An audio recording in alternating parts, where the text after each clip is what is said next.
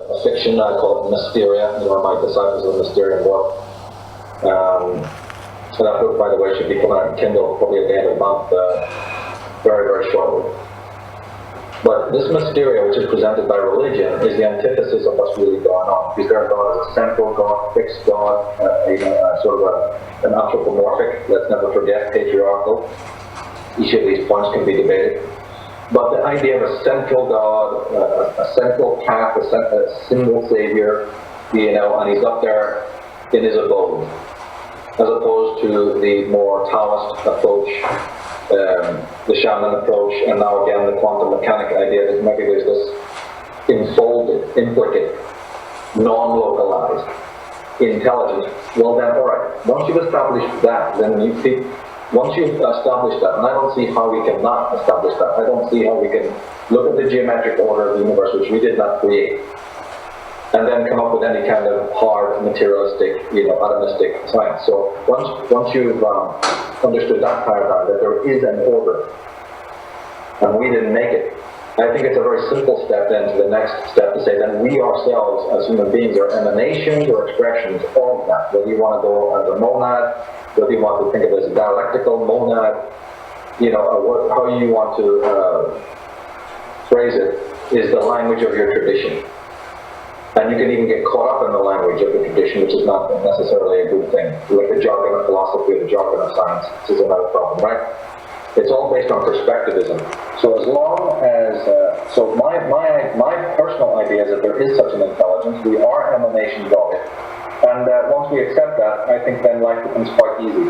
Life becomes, you know, you're here, as I've said so many times, to create your own soul through experience.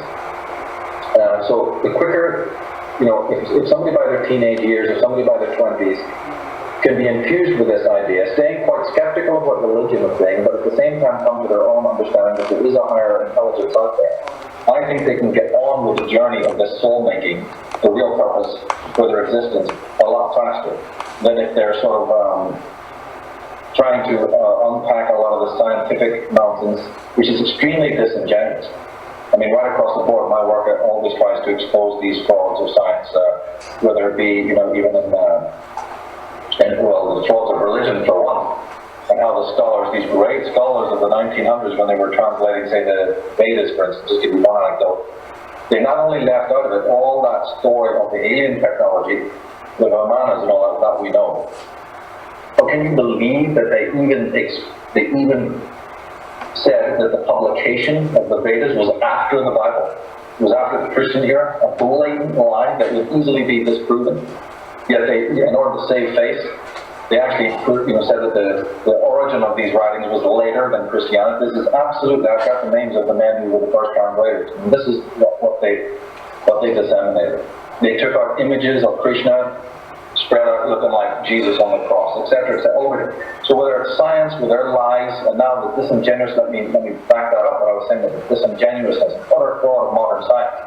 Now that we've had quantum mechanics, now that we've had the Werner Heisenbergs and the Schrodingers and the Bohr, Niels Bohr and David Bohm and a slew of other people, disproving this Darwinism and disproving this evolution theory, presenting very cogent alternatives, right? The mainstream academics within materialism are incredibly bankrupt, and they know it. So they're trying their best to come up with alternative solutions. And what they're doing is they're in such a panic that they're even breaking their own rules. For centuries upon centuries, the materialists, let's say you can go from Descartes' time, but you can track it even back further than that. They've always told you that it's a five senses reality, and what you can see, taste, touch, and feel, you know, that's real, and everything else is just complete illusion, right? This is the basis of the materialistic mindset, the empiricist mindset. And yet now, in order to counteract these other amazing mysteries that are being discovered in the cosmos, they're disingenuously not only diving into the most abstract mathematics, but actually using computer models, non-empirical, empirical proofs, which, you know, 5 minutes ago they were telling you we're not going to use that. We're only going to see what we can see with our eyes. Yet they're going into computer modeling and multiverses and string theory and anything they can do based on computers. Virtual realities. Virtual realities. The materialists themselves are so tied in knots that they're actually breaking their own cardinal rule and going to virtual realities to disprove the fact that this universe must have an intelligence behind it to sustain life. They've understood that the mathematics, the statistics, the probability behind a universe creating human life or human thought is so astronomically huge that they're absolutely confronted with the fact that the universe is intelligent. It's amazing to me they even need to go this far, but there you are. And now that they have gone this far, what do they come up with to countermand it, to again re-establish this pathetic materialistic philosophy? Computer models and more abstract mathematics, non-empirical. Breaking their own rules to do so, climbing over the bones of their forefathers who established materialism. They're so dodgy, they're so utterly disingenuous. But if people are not up to speed on these things, then they're going to be fooled. Many of the school kids, some of these young men in science and physics are going to be completely fooled. They're not going to be hearing of Hans Alfvén and Arthur Koestler and Niels Bohr. They're not going to study these people. They're just simply not. On my forum under I think it's recommended info, we've got all the videos that debunk the Darwin and the Einstein. But in those videos, they're clearly showing you that those papers are not given to the young kids, the young men and women who are doing the science and the physics. They're not even exposed to it. So it's complete and utter, consensus counts when it comes to that. But in my opinion, there is a higher reality, and it's nothing to do with what religion is presented to us. This is what people who are interested in this can go to the Disciples of Tsarion material that I'm creating and look at what I mean by all of that. But it's not localized, it's plastic, it's omnidirectional. And then, more specifically to answer your question, I'm a perspectivist, a personalist. How you then language that reality is absolutely sacrosanct to you. You don't need clubs, you don't need organizations, cults. You don't need manifestos, Bibles, or any other kind of manifesto. Know thyself. And under that subsection to that is think for yourself, obviously, and then when you come up with a paradigm, keep it to yourself. It's yours. Let somebody else come up with their own ideas. There's no need to share it. There's no need to form a clique. There's no need to create a dogma. This is the vein. This is what religion has done. And then what do we find with the religions? Look at the Buddhists. Look what they've done to that. Look what the Hindus have done to the Vedas. Look what the Jews have done to the Kabbalah. Look how many splinter sects there are within Christianity alone. Look how many splinter sects there are within Hinduism. Sikhism, big lie. Did you know that there's over 30 forms? There's actually 5 official forms. And there's over 30 secretly. They'll never tell you this. And in fact, the website that had all this information, a brilliant website that showed there was over 30 forms of Sikhism, was obviously taken down, later on. But part of my family comes from northern India, so I know these facts.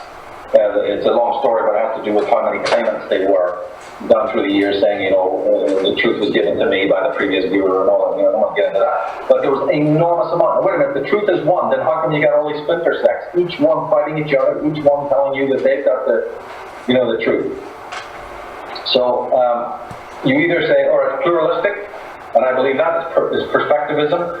You can listen to others who direct you towards these truths, but they're just directors. They're not walking the road for you. And then when you finally come up with your own understanding of what it is, it's yours. It doesn't need to conform to an established, dogma. It's yours. It's your understanding, and that's where we should be going in the future. Rather than some sort of homogeneous, closed, one-size-fits-all shrink wrap. This is unfortunately where society's going. So that's the great danger. So anyway, I hope that answered some of your questions there. But it's a huge, huge subject about consciousness in the body. And I deal with this even in the first chapters of the new book. So there's a lot of good stuff. That's one of the greatest questions you could possibly ask, and it needs to be ongoing. The discovery of that. Thank you, Michael. That was a really nice answer. We have a question from someone online, and the question is, what about a person who lacks in energy so much because of a horrible Western diet and all the garbage he or she consumes? Would that make them a vampire if they are so lacking in energy that they seek to drain others?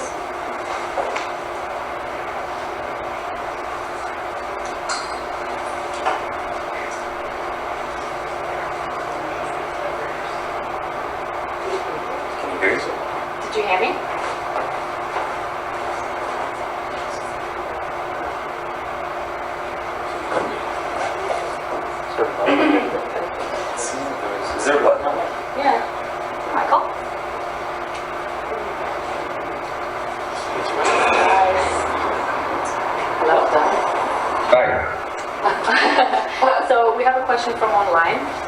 what about a person who lacks in energy so much because of a horrible Western diet and all the garbage she or he consumes? Would that make them a vampire if they are so low in energy? You can't hear? That's Katya? Yeah. Yeah, that was on the forum, that was on the Facebook. That's a very good question. Actually, I thought that was one of the better questions. I think it's very important. I think that one should never become fanatical about it. In other words, what I mean is that attitude is the most important thing. So whether you weigh 300 pounds, I mean, there's martial artists, right, who are very, very stocky, and they can walk on rice paper. It's been done. And there's people who eat nothing but granola and all the healthiest foods and the vitamins and minerals, you can blow them down, just with a puff. So the whole concept is that it's one of those things. I mean, it's perspectivism. If it works for you, do it. I think it does work. I think it's important because there's so many toxic foods. Number one, I'm a strict, vegetarian. I wouldn't say I was a vegan, but I'm a strict vegetarian, and that's nothing to do with diet, though. That's to do with the treatment of animals. So I'll probably not get into that subject, but the idea is that should be, in my opinion, the foremost concern. Other than that, I think it's very important to drink healthy, a lot of water, and it's all part of this whole holistic approach to body. What is body? Chris was asking about consciousness. Consciousness is an attribute of the body, not the brain. The brain is in the body, by the way, as the body is also contained in the universe. Right? So this is how it sort of breaks down: is that the body comes first, and therefore it's absolutely essential to think of the body in a sacred way. In fact, probably one of the only yogas, right, when I say that I'm speaking more of the Eastern stuff, I've gone on record to say that I think, my personal opinion is that Hatha yoga is the only legitimate form. I'm very, very, very skeptical about the other kinds of yoga and what they're about and how they're taught. As we said, the whole Hinduism, Buddhism is just so riddled with falsity. But the Qigong, I'm a big believer in Qigong, I'm a big believer in Tai Chi and, Aikido. I mean, I try to do the exercises. Well, I'm not doing Aikido, but I do the exercises, the warm-up exercises. I think those are very good. Qigong is a really big believer in that. I've seen it heal people. And also Tai Chi and things like that, which is all centered in this idea of cleansing and healing. However, you see how the mind works is that suddenly I'm going to go on a diet, suddenly I'm going to eat better, and then I'm forcing myself. So you do one thing good, and you bring in another devil, and you're back. You start becoming too regimented. You become extremely hard on yourself, and you become rigid. And suddenly, to drink a Pepsi, you're nearly going to go to confession, or have a cigarette or something. So this is not good at all, because that's just hurting the body in another way. So it's a balance. Each person must come to their own balance. And I'm a big believer in eclecticism, and also to discover your own yoga. The hell with all of these other packaged versions. I'm very skeptical about those. So take elements from each and sort of combine it and make it into your own thing. That I highly recommend, absolutely. My call all my life. Hi, I'm Mika. Can you see me? Mika? Nika. Can you hear me? Okay. Yeah, I can hear you, and I can see you. Thanks for coming. Oh, my pleasure. Believe me. I was going to ask you something going back in time in the book of Genesis, if that's okay? Sure, go ahead. I love all your DVDs. I watch them. And in the book of Genesis, the writers have God saying to Adam and Eve, you can eat from every tree, but from the tree of knowledge, don't eat, otherwise you'll end up dying. Then you have the serpent family coming in saying, well, he knows better than that if you do eat from the tree of knowledge, you won't die. But this just crosses my mind, and I'm not sure if it ever crossed your mind while you were growing up, but do you think that we've been had by both parties? Because physically, we do die from this realm, right? Right. So, in other words, is there any kind of sign in that story that there is life after death? I guess the question of life after death. I don't know, I just wanted your opinion on it.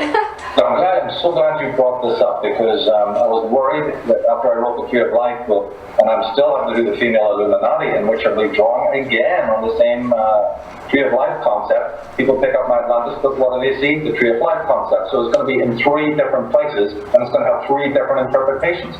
So I was kind of not worried, but concerned that people would say, what's he doing? Well, what he's doing is, what I've always done, is look at the same phenomena from different perspectives continually. It's just natural with me, and I think that these things need to be unpacked in different ways. They're almost like Rubik's cubes. I always think of it as a certain beautiful Ming vase, sitting in a museum, in which you have to go around it, and you have to step back and go forward, step back and go forward. So in Atlantis, I looked at one aspect of that, in which I discounted some more of the biblical, let's say the religious aspects, which you very succinctly stated, that it's meant to be everlasting life. Perhaps it's by eating of the fruit we actually gain mortality, all of that kind of thing. And I again stepped sideways and said, is this about genetics? Is this a science thing? But the explanations for why I thought that are in the Atlantis book, and it's about the fact that it just so happens that a central pillar, a tree-like pillar with a serpent, I mean, it's absolutely the symbol. I don't care what age, what aeon we're talking about, it is a symbol that is of the DNA. So then I went down that route. Jumping to the Tree of Life book, I look at it, step sideways and look at it a completely different way, as a symbol of the female. Not just any old female, but the sacerdotal female, the Sophic principle. And look at it that way, as now being a symbol of unbelievable wisdom, connection to the matrix, connecting with what Chris's question was in the beginning. But what about that ancestral consciousness? Well, before the rise of the ego, before the cataclysms that shook the ego to its roots, we were in unison with the all. Not the one. Maybe we'll get to that later on. One is bollocks, one is nothing, but doesn't exist. That's mysteria of religion. There we go. But the all, right? And that has always been described by the Taoists as a mysterious female or feminine in nature. And so the Tree of Life was actually a symbol of that initiatory power. So in the Atlantis book, I have it sort of negative. Well, not even really, but for this conversation, let's just say that in the Atlantis book, I present it a little bit more negatively, like it's a symbol of the genetic interference. In the Tree of Life book, I bring it out, and this is the beauty of symbolism. Say, this is a symbol that stands as a symbol of our unison with the universe. The Tree of Life is the tree, the living tree of knowledge. And therefore, yes, absolutely then, to partake of that tree is not to die, but to completely transcend the gods, to go beyond them, to have maybe even more than what they had. Now when we go into the female Illuminati based on that kind of research, and believe me, that is not pleasant to get into, as you'll see when the DVD's created, there's yet another perspective on this Tree of Life. But in between, I think I did mention in the Tree of Life book another little scenario. And one of the reviewers to the book on Amazon picked up on that and put it in my review of the book. And that was this little anecdote. And it's not me saying it, it's ancient mythology saying it, that the tree was not only, all right, say for, I've just said that you think that the tree is female, right? The sacerdotal female in the Tree of Life book. But there's another theory that says, look, even if it's a god, even if it's a male god, do you realize that the relationship between, because sometimes you do see a male and a female on either side of the tree, Minerva and Demeter, Adam and Eve, on the other side you see back in the Babylonian. So either way though, the tree represents divinity.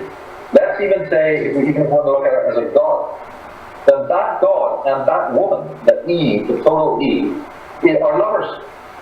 Now I don't know what, to me, that was like a thunderbolt when I first, so Adam's slightly out of it. He's out of the picture right now, right? Adam is something else, he comes later. You've got the divinity, which if you consider it to be masculine, some traditions believe that the Tree of Life is male, that's God, and the female is his lover. Or if the female is the tree, then the higher God, who's beyond the tree, the creator of the universe, is also, it's a metaphor for some sort of unison, some sort of love bond, bond between the divine presence and the female. This makes sense because we have this in Hinduism with the Shiva and the Shakti, and we have in many other traditions where, you know, the yin and the yang. And then out of their relationship, not as the Bible has it, where an individual patriarch, God, masculine, logos, without Sophia, creates man first. I mean, that makes no sense at all. So look what realm they've already got us into, where, you know, man creates woman, my God. But anyway, the God, okay, so God did not create Adam and then create Eve. Adam and Eve, God, that which we call the Jehovah, which is actually a word meaning a tree, by the way, if you take it back. So God, the tree of life, and the female, who sometimes can be portrayed as a tree of life, their offspring is Adam. He's the child, not of God, but of Adam and Eve. There's other traditions that make Adam and Eve the lover. That's crept into the Bible. But actually, if you step sideways from that, no, Adam and Eve are not consorts.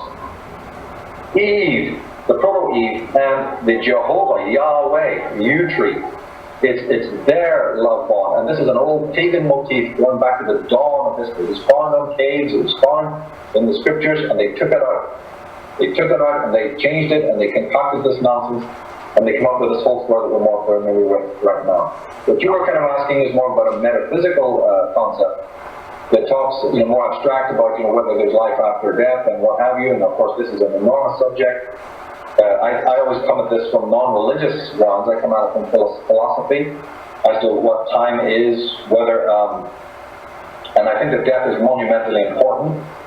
You know, because our contemplation of death is vital, absolutely vital in so many ways. In the classic existential way, which makes us feel that every moment we live is of value, of course, that. And also the fact that, you know, there's even the concept of the certainty of it, you know. But again, we put it in the future, whereas we should be thinking of death every single day. We should be carrying it with us, you know. But again, that's taking it from a philosophical point of view, but this tree of life symbol is not to be.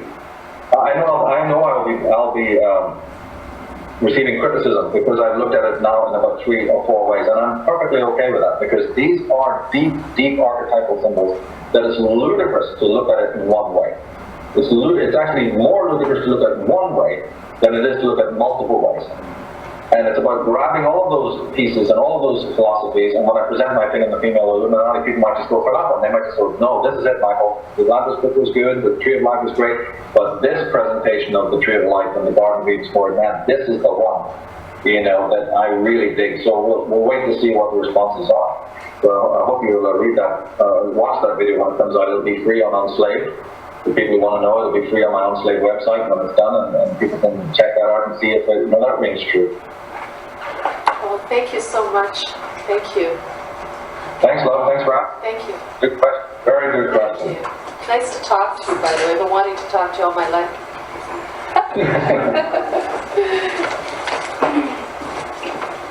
But this religion thing is, you know, you got to understand that when it comes to this Old Testament crap, you know, it's pretty dodgy. You know, love God. God says, love humanity, your fellows, but don't love yourself. You can love me, and you must love your humanity, and you must put me and humanity over self-love. Now, there's something already wrong with that picture. So, right there, I got a problem. Hello, Michael. Hi there. Are you aware of this 11/11 phenomenon? To a small extent, I mean, you're talking about the numerology of it? Yes, because I know that you were sort of schooled on numerology. So I was wondering if you'd experienced that or looked into that or you had a theory about that. The 4, right, where the 4 numbers are the same, I think is very, very important because there are 4 of them now. And we know that 4 is the material plane. And so it's like whatever that number is, it's the energy of that number trying to manifest itself, you know, in your most personal life. So 4 ones, it would not be 4 ones. And that's huge. I mean, 4 ones is the cross, 4 ones is a mandala, You know, you can look at it from the Fibonacci point of view. You can look at it from, you know, as a swastika, like that. You know, so or it can be again, perspectivism. You can think, what does it mean for me? Is it really the number 11 being dual? Or hey, I'm into the tarot cards. What's the 11th card? You know, so or what's the 11th sign? So it's all about sort of again. These things present themselves. I think the basic answer to your question regarding all symbolism, including number, is my biggest statement now about all of these things is not to individually analyze each one, because that's an endless task and should be endless and goes on for the rest of your life. But I would always tell people, come into a personal relationship with it. Try to fall in love with these symbols, colors, shapes, geometrical, you know, solids, and the numbers as if they're as important to you as people. Because they are, and they're presenting themselves magically in front of you for a reason. They play with you. You know, 343, 318. One of my favorites is 711. I notice that all the time. It came up for me today, as a matter of fact. You know, what's this other classic number that turns up a lot?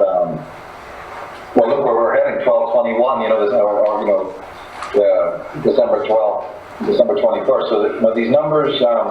I think that, like your birthday number, you know, that's a good way to unpack the rest of your symbols. So there's an enormous symbolism in just your date of birth as we work on the mystery school we have and things like that. So again, I try not to go over analyzing it, but when these numbers appear and you suddenly start noticing your favorites, you know, you just develop a relationship with them. It's vitally important.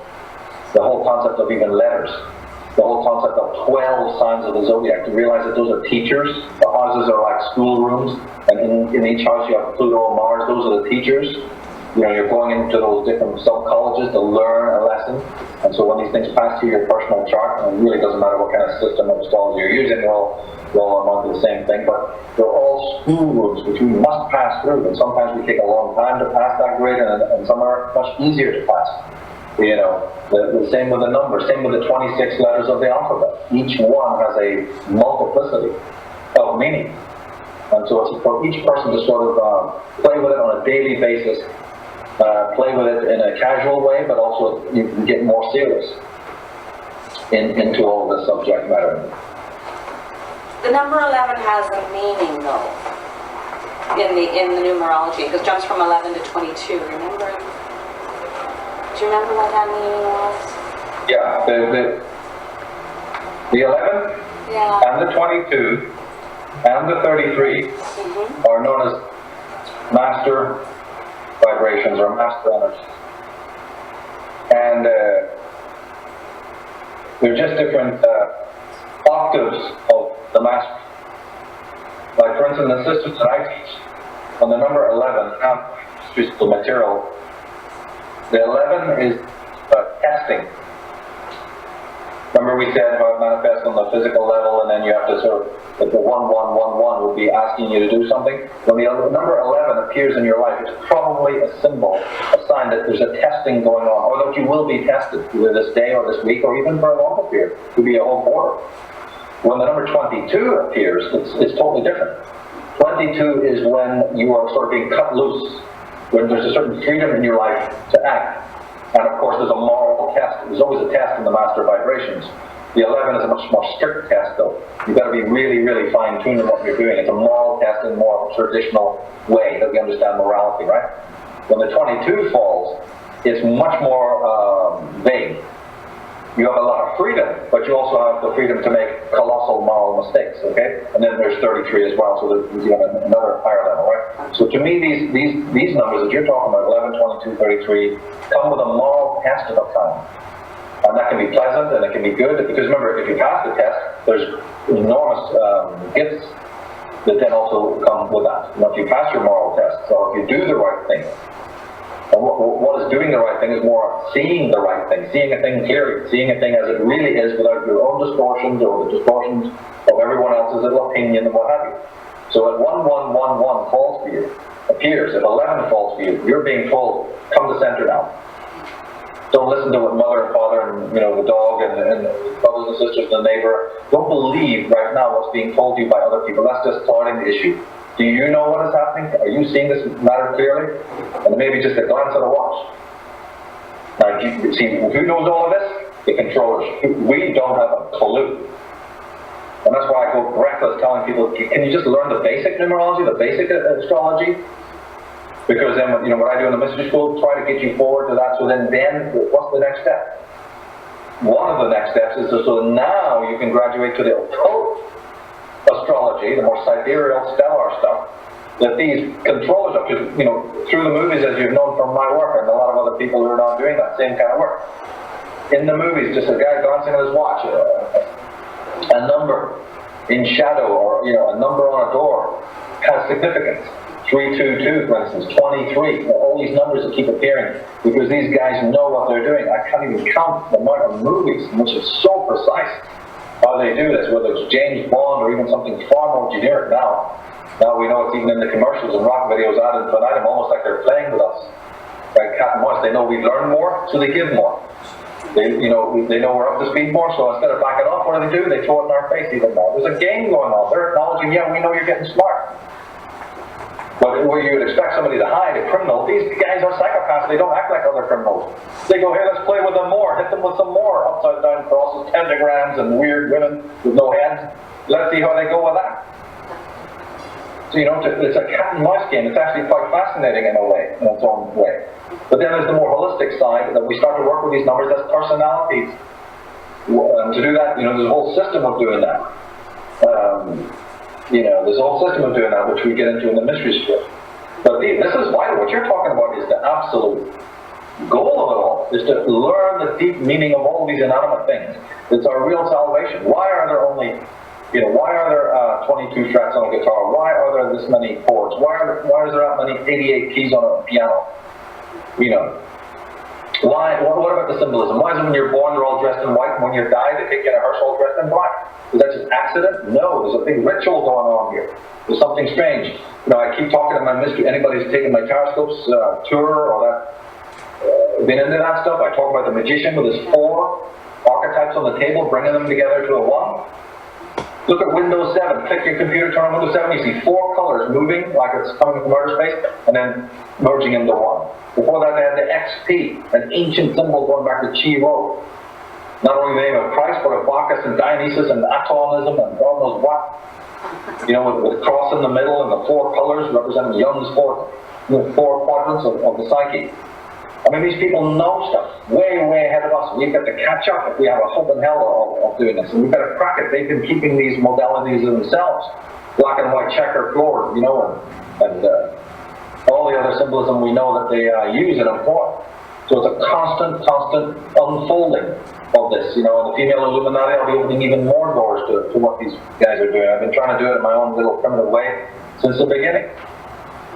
And I don't believe it's for everyone. I really don't. I'm not. Maybe if you're talking to one of these other guys, they say, oh yeah, global awakening, everyone's going to get it. No, I never believed that. Never. I've been the only one who's told everyone that 2012 is not going to be about any awakening. I've said that from day one. I've made it very clear what I think it is. Now you're getting people jumping on the bandwagon because the date is coming and everyone knows that, okay, well, it might be another Y2K. And I've also said that don't be thinking in terms of, a sort of global awakening on a whole other level. I mean, you don't have to walk around every street in the mall to know that people couldn't care less. Try talking to anyone. You guys are great. You're here. You're the ones doing it. You are the ones doing it. You wouldn't be here if you weren't. But look at the rest of the world. Look at the rest of Toronto. They could care less. All right, they're completely absorbed, and that's okay. See, another thing is I'm not criticizing that. That's all right. That's the way it has to be, and we have to be all right with it. Because what happens if you're not all right with it? You're torn to pieces, right? Driving around being frustrated. Are you going to be like that? Fatalistic and pessimistic. Fatalism and pessimism, which I get on the emails all the time, people telling me what can we do, is born out of ignorance. I said in the final part of the post-humanism that evil can be crushed even in one generation. Well, a man who believes that evil can be completely cleared from the world relatively easily is obviously not going to be pessimistic. In general, I'm pessimistic about some things on a daily basis, but I'm not pessimistic about all the larger issues because I know that that's ignorant. Because I know that I have solutions, I know that they can be applied, and if they are applied, remember that whole thing I did on children, and if they gain discernment, and that evil has within it the seeds of its own destruction, or that part that I said that evil has a flaw, which means it always has to disguise itself, the famous sheep in wolf's clothing. Well, listen, if I know all of that, and I know that that can be solved with a little bit of discernment in one generation, how can I be fatalistic or pessimistic, you see? Because I know that to be that way is to have lost sight of the fact, to be completely in the clouds thinking, oh, they've won, they've won. They've won nothing. As long as we take our innocence and our normal intelligence and upgrade it, with these great divination arts and some of the other symbolism, and it's not a lot of work, actually. It's not a lot. It's what it is really is disentangling ourselves from all the lies that have been spun around it by the religions and what have you, And don't forget that those religions are being updated as we speak. This Dalai Lama, everybody's going, hey Michael, what do you think of it? The Dalai Lama is one of the smartest guys on the planet. He's a crook. He wants your money. He's good for nothing like all those fakers. But he's one smart cookie because he's realized, look, they want illusion. So we're sitting on the one time from Tibet, we gave them one kind of illusion, the old school style. Ring a few bells, rub a few beads. That took care of those monkeys there. Now the monkey is grown up a bit. He's over in the West. He's watching TV. He's in a hyper-real state. So we need to update the lie, this mysteria we're breeding, for a hyper-real world. And he successfully done it. He waves from Oprah's couch, shaking hands with Bono and all. They're the smartest guys on earth. They just know you want illusion. They know that most of the human race is completely needs a leader. Couldn't go 2 feet without the master, without some overlord, without some slave, feeling like a slave. We've only recently got away from kings, and we're not even happy with it. We want the king back. We want the king just says be obedient. And these Dalai Lamas, they say, oh, if we just got to spring clean it, the old system is kind of lame. Let's modernize the bloody thing. Let's update it. It's exactly the same stuff. The evangelists are doing it. Half these crazy cults are doing it. Masonry's out there trying to give out leaflets to get people to join. None of this goes away. When one Mysterium dies, we just create another one. So the job of people like ourselves is to continually be, separating, differentiating ourselves from that. And we easily do that when we have our own meditations and we have our own wisdom and we go mostly to ourselves. We don't discard other people, we don't freeze them out and we don't become neurotic, but we stay mostly enclosed in our own. We fill up our own reservoir and we don't necessarily depend on everyone else. This is absolutely crucial for the future. Just quickly, you touched on the December 21st, and you said you had a theory about that. Can you, for our sake, of the people in the room, just enlighten us quickly on what you think that's all about? And then I'll bother you again. Go to my article. It's on Michael Tsarion website called Age of Revealing. It's all in there. It's on the Michael Tsarion website. Just click next, and you'll come to the articles page. The Age of Revealing goes into my theory on that. I did it in the DVD. Also, there are many other interviews I've done it. Basically, I've always been saying from day one that this is, in fact, it's also very good, come to think of it, is the final disc of Architects of Control. So the last hour of my film, Architects of Control, we go into that, about the death of the ego, and that the ego has its own cycle. Loosely, I use the metaphor of the Vedic cycle. Not specifically to get you to run the Vedic concept, but an idea that there's a day in the life of Brahma, a day in the life of a god. Well, it's similar, it's a day in the life, a rise and a fall of ego consciousness, which is Horus, which is the light of consciousness, right? By the way, astrologically, the planet Neptune has moved into Pisces, its own sign, and will be there until 2026. And that's a classic. When we talk about 2012, a lot of people think of it as an ending. It is. That I agree. But when the planet Neptune moved into its own house, I think it was in February of this year, yes, I agree that is a closure. So 2012 absolutely does represent a closure, but not in the hoopla way it's been presented to us by a lot of people who don't understand what it's about. So the closure is there. The Neptune in Pisces represents the closure. Another level of closure means that one kind of ego life is ending. What happens when that takes place? Well, I phrased it in more popular language by saying that the human being is basically ending. That means that all that our forefathers understood, their concepts of virtue, their concepts of morality, their concepts of nature, economics, worldview, race, ethics, all of our forefathers, our grandfathers and our fathers, the kind of the world that they knew is obviously completely kaput. And we're getting ready for the post-human world. So I've always spoken about 2012 being a kind of a marker point that simply is a boundary line between human and human 2.0. Actually, it's spread a little bit broader than that, obviously, but 2012 works as a nice little, because of this Pisces, because of this Neptune and Pisces and other conjunctions. Oh, the presence of Pluto and Capricorn, for instance. Yep. 2012 is this move, and so people say, oh Michael, but you're sketching it in a negative way. Yeah, I am. That's right. It has some other positive aspects, obviously, but I have always presented it as being, it's a time that the controllers are looking to see, have we globalized these people enough? Have we colonized their minds enough? Have we got them into thinking selflessly enough, altruistically enough? Have we tenderized them with enough vaccinations and mercury and whatever else we're doing in the television? Have we frightened them enough with 9/11s and meltdowns and God knows what other boogeymen you see that they've got hidden, away in what they've been doing? That now they're getting really ready for this other leader. Not a physical leader, but the amorphous leader of the global I, the sort of overlord, the idea of the world's control. Have we scared them into that? Have we scared them into the global village? So they slammed the door behind them. I think it was in the post-humanism world, I talk about the thing called a superorganism. Right? So your Tower of Babel, your globalistic enclave, this kind of new cities, the new hive, this new kind of dystopia. And can a man even live? See, when I said our forefathers lived differently, one example of that is our forefathers could still step out of the city life and go and fish, keep sheep, you know what I mean, and sort of go off and earn a living by carpentry or, sell his wares, as you see in some of these old films. Can we unplug in the same way today? I don't think we can. It's not as easy. In many ways, we have more affluence, and we have a simpler and easier life. We don't do the manual labor that was done in the past. We don't struggle in other ways, right? So there's certain positives about modernity when it comes to physical labor and the arduousness. In fact, I would say that even many of the problems of modern day is because we do have too much leisure time on our hands and we are too affluent. So it's a mixed bag. But at the same time, we can no longer existentially unplug from technology, unplug from the grid, which was much easier in the days of old.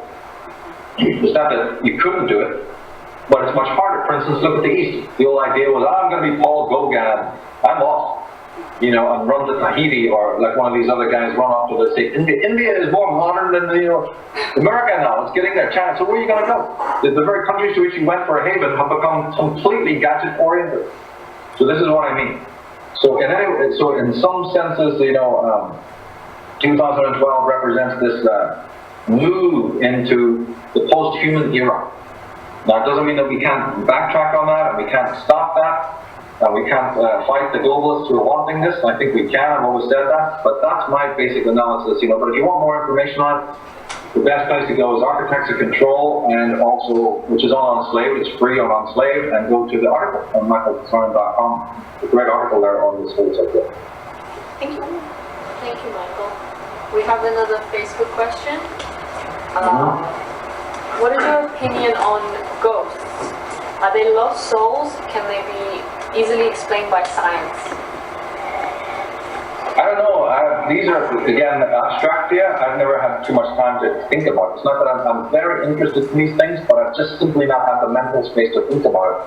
So I don't know whether, when it comes to ghosts, to actually believe in afterlife, whether there's another realm outside of this, whether there are spirits out there. I'll tell you one, the closest thing I know is that, from my own sort of daily experience, is that when you walk into certain buildings, when you walk into certain houses, especially in Ireland, you feel something absolutely horrible, So, and then you walk into another place and it seems fine. So that leads me to believe there's more to it. I haven't really looked into any of these other issues, and I certainly don't just believe, I'm a very skeptical person as well. I don't necessarily believe, no matter how legitimate the story sounds when it comes from somebody else.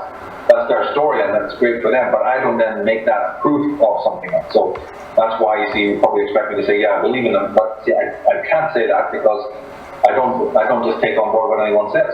However, having said that, the few physical experiences I've had lead me to believe that certain places, this is even outdoor places, ruined churches, you name it, and either that's because of something that's there as an entity, or some sort of paranormal entity or being, or it's because of some yahoos, which often you get in Ireland, coming there at night, some weird tricks doing other stuff. So you can't work that out, but there's been instances in which just terrible, terrible bad energy. And I really strongly think there may be something to that, but more than that, I really can't say. I haven't had enough of those experiences to really convince me one way or the other. I've been deeply frightened, I've been terrified, as I say, in some places, indoors and outdoors, but I can't rule out that that was my own psyche when it happened, or something was going on, or it was a bona fide, external thing. It seemed external at the time. I mean, and I wasn't the only one there experiencing these things, so it didn't seem external. But again, why? It is a whole life study, and unfortunately one little incident, and then it's sort of like the water, it's like you have a flash of something, but it's like lightning striking. You don't get to see it seconds later, so it's not there long enough for you to really grasp, or really, but being sort of very, very influenced by the work of C.S. Lewis. I'm not a Christian, and I don't necessarily believe in God in that way, but his other works on higher dimensions and angelic forms, really rings true to me. So again, I'm still playing with the idea. I'm still thinking about it myself. I don't make it a big thing in my physical professional work because, of course, I've got so many other things on the plate to bring to people. But I, of course, am personally, yes, very fascinated with these subjects and would love to know more about it.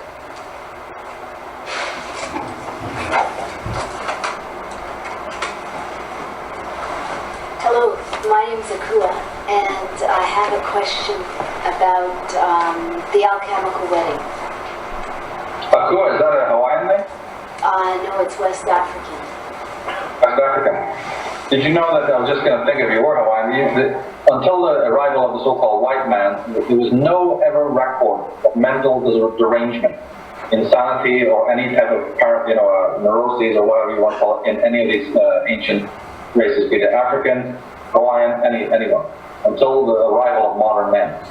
I mean, there's not even a record of it. There's barely a record of cancer in the ancient world, and there's very little mention of madness. Now, it's not that people weren't crazy or mad, it's just that our definition of pathology is different. Like Nietzsche didn't believe that there was such a thing as madness. Because if he saw a guy rolling around on the street, he'd go, that's what that guy wants to do, that's the state he's in, and that's what he wants to do. If he wants to say, I see angels, and he wants to dance naked in the street, see, to a Nietzsche, and also to an ancient man, that was perfectly okay. It's only today with our modernized, sort of institutionalized, and very hierarchical, labeling of people, and the desperate need we have to make outsiders of anyone who's different. It's in our modern culture that we've labeled people, like schizophrenics, with that term and many other terms, when in fact in ancient times they would have all almost been considered shaman. They would have all been considered sort of, in touch with the gods and what have you. So there's a whole thing to look at there. But your question, could you repeat it again? What was it? Well, before I say that, just let me say thank you. There's so many branches of knowledge that you brought together that are fascinating. What interests me most is bringing it to the most personal. And so alchemical wedding comes to mind. And also you've said that we will not fight tyranny with force, but with wisdom, and especially psychic immunity. Yeah, these are huge. The thing about the chemical, well, here's a couple of things. First of all, that term apparently comes from the alchemical alchemy. Let's just say this: alchemy as a subject. If you're casually reading, in fact, even if you're quite deeply reading, as I've done into these subjects, you can come away with the impression that alchemy as a something of a magnum opus, The journey of the soul through the 12 stages, the carbon, the famous thing about the carbon turning into diamond and what have you, gold, all of the famous tropes and motifs of alchemy. It often can feel that that's coming out of the Rosicrucian ethos, right? The Rosicrucians being this important movement that rose up in Germany in the 1600s and what have you, and very charismatic characters, and then seeped into England, and then became very sinister because of the connection to the Royal Academies and what have you, and the invisible colleges. And then even Carl Jung, his work on alchemy, he didn't do too much to refute that, he didn't explain that. Again, even from his works, or from, say, Edward Edinger, anyone who's written pretty much on alchemy, they're always nodding, they're always giving the nod to the Rosicrucians, like it's coming out of the secret society. Of course, this is bollocks. What you, just like astrology, just like alchemy, all the motifs. Because remember, somebody was asking about the Tree of Life earlier on. Kathy, it was Nika, was asking. The Tree of Life plays an enormous role, does it not, in alchemy? So there we come across it again. All the tropes of alchemy, all the motifs are Druidic, meaning Aryan. They have nothing to do with the Rosicrucians. They just borrowed it. The Rosicrucians themselves, even though they're Protestant on the surface, right? Protestant on the surface, are run by the College of Cardinals in Rome. Catholics, although there's a big difference between Catholic worshippers and that group I'm talking about. The Curia or Atenists, they're the biggest, most powerful secret society on earth. Right? You have Atonism, then you have the Cardinals, and then you have everything else that they control, including the so-called Protestant Rosicrucians.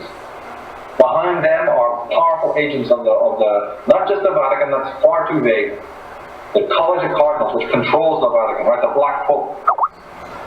And through the Rosicrucian movement, just like through Freemasonry, or Knights Templar, take your pick, they're all the same, they decided they had to do something with all that Druidic knowledge that they've had for thousands of years, coming out of the ancient peoples of the Nile, from Mesoamerica, from the Celts in Europe, from the Tsarions, and from the most ancient ones in Ireland, right? They had all of this information.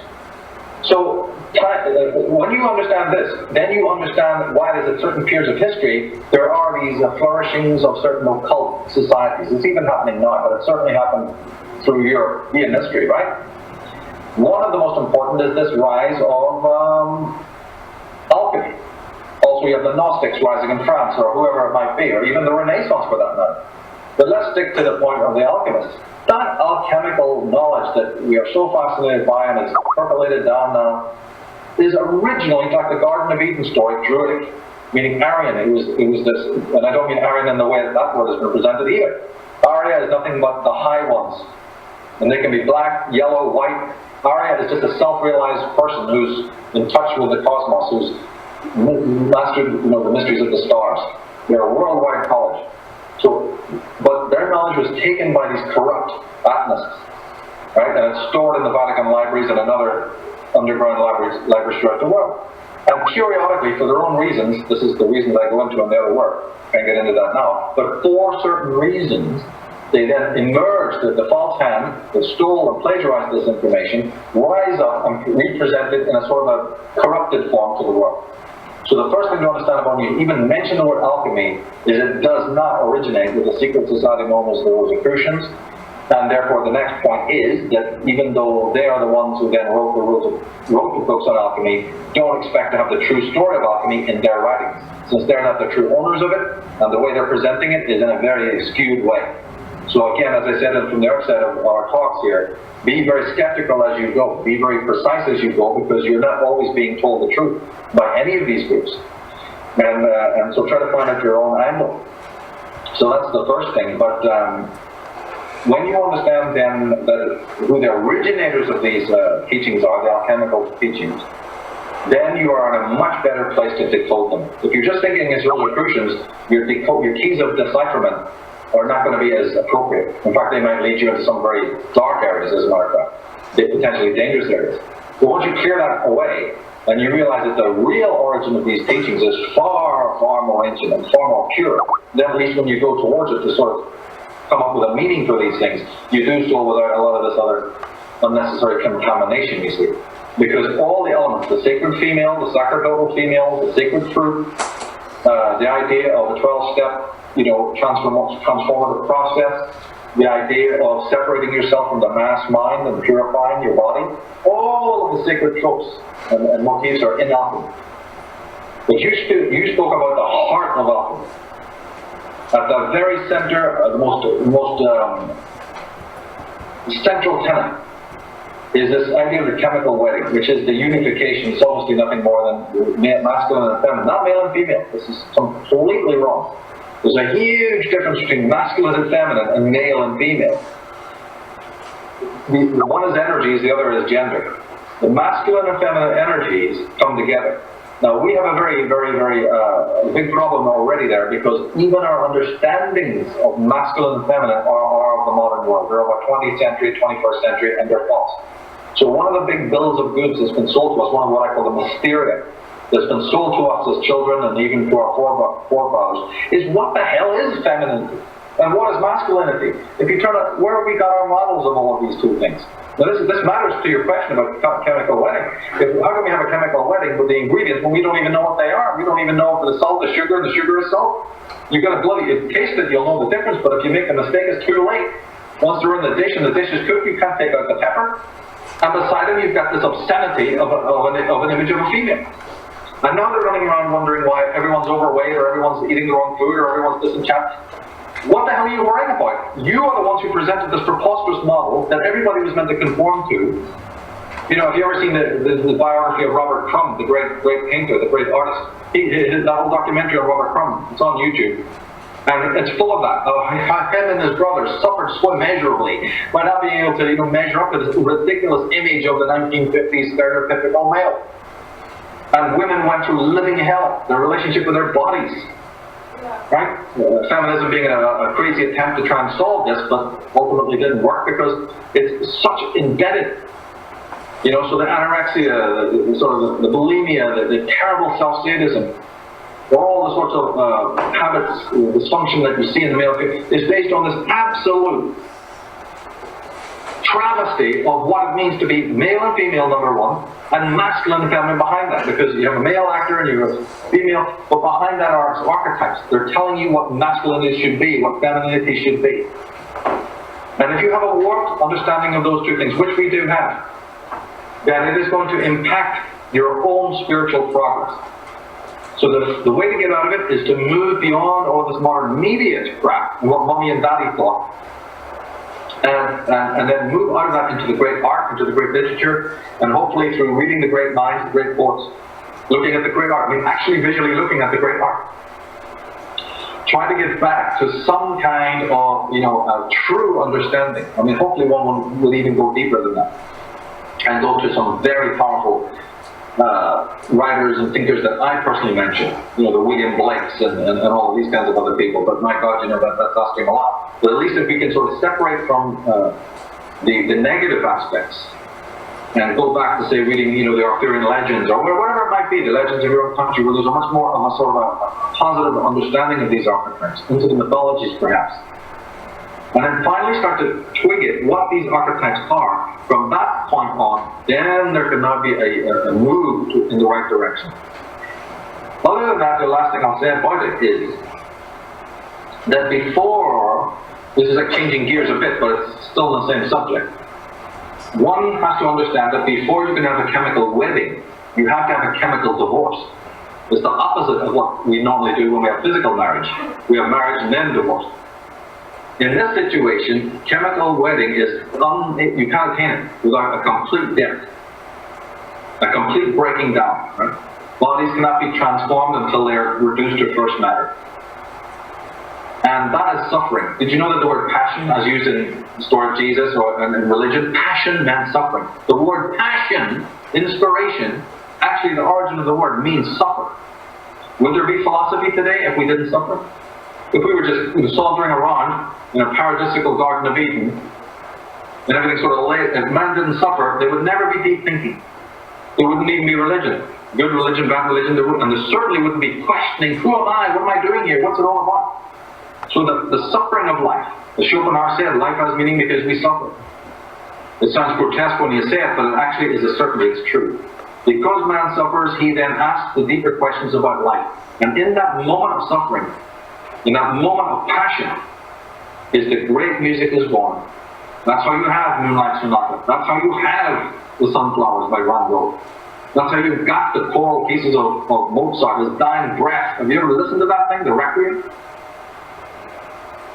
That's how you have the Segovias. That's how you have everything in this world that's true beauty. It's born out of suffering, not neurotic suffering, which is escape from who you are.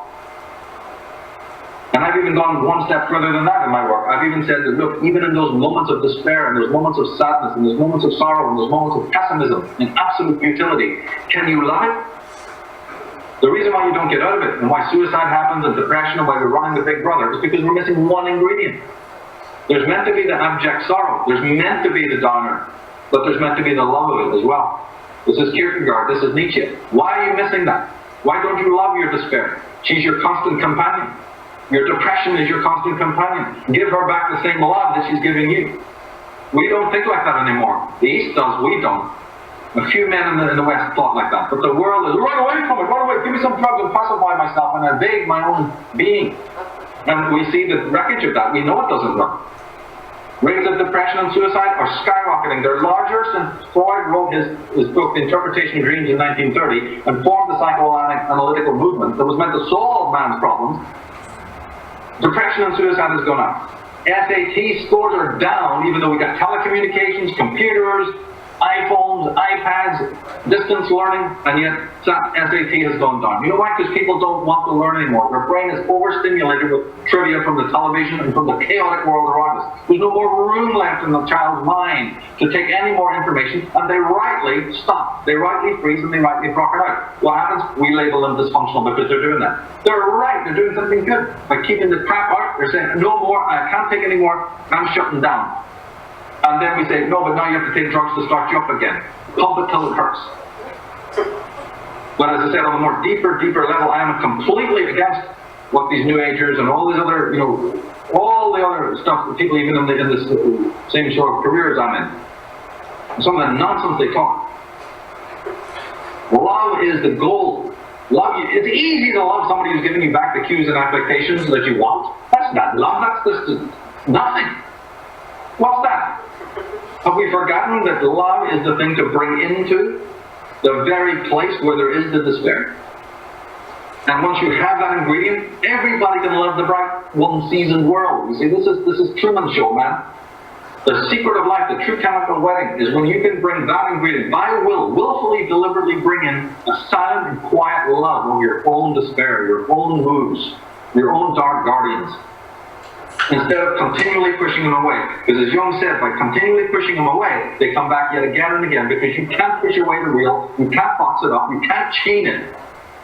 Because it's eternal, it's eternal. It's whether you can push it into the dark recesses of the unconscious if you want. You can dissociate, which is a trendy word for it nowadays. They don't talk about repression, they talk about dissociation.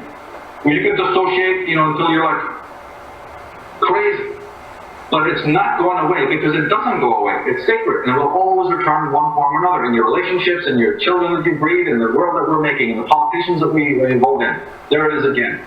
In everyday reality it comes back. All because the true love, which is never to be given to somebody else, that's nonsense. They should love themselves. What do you want love from you for? If they got real love, they won't need it from you, and you won't need it from them. The real love is within your own self. Into all the moods and aspects and facets of oneself. And then you model that, once you've evolved and come to this high level, this chemical wedding that you're talking about, once you've attained that, you are now the perfect model for everybody else. Effortlessly, you are a model to touch the lives of every single person that you meet.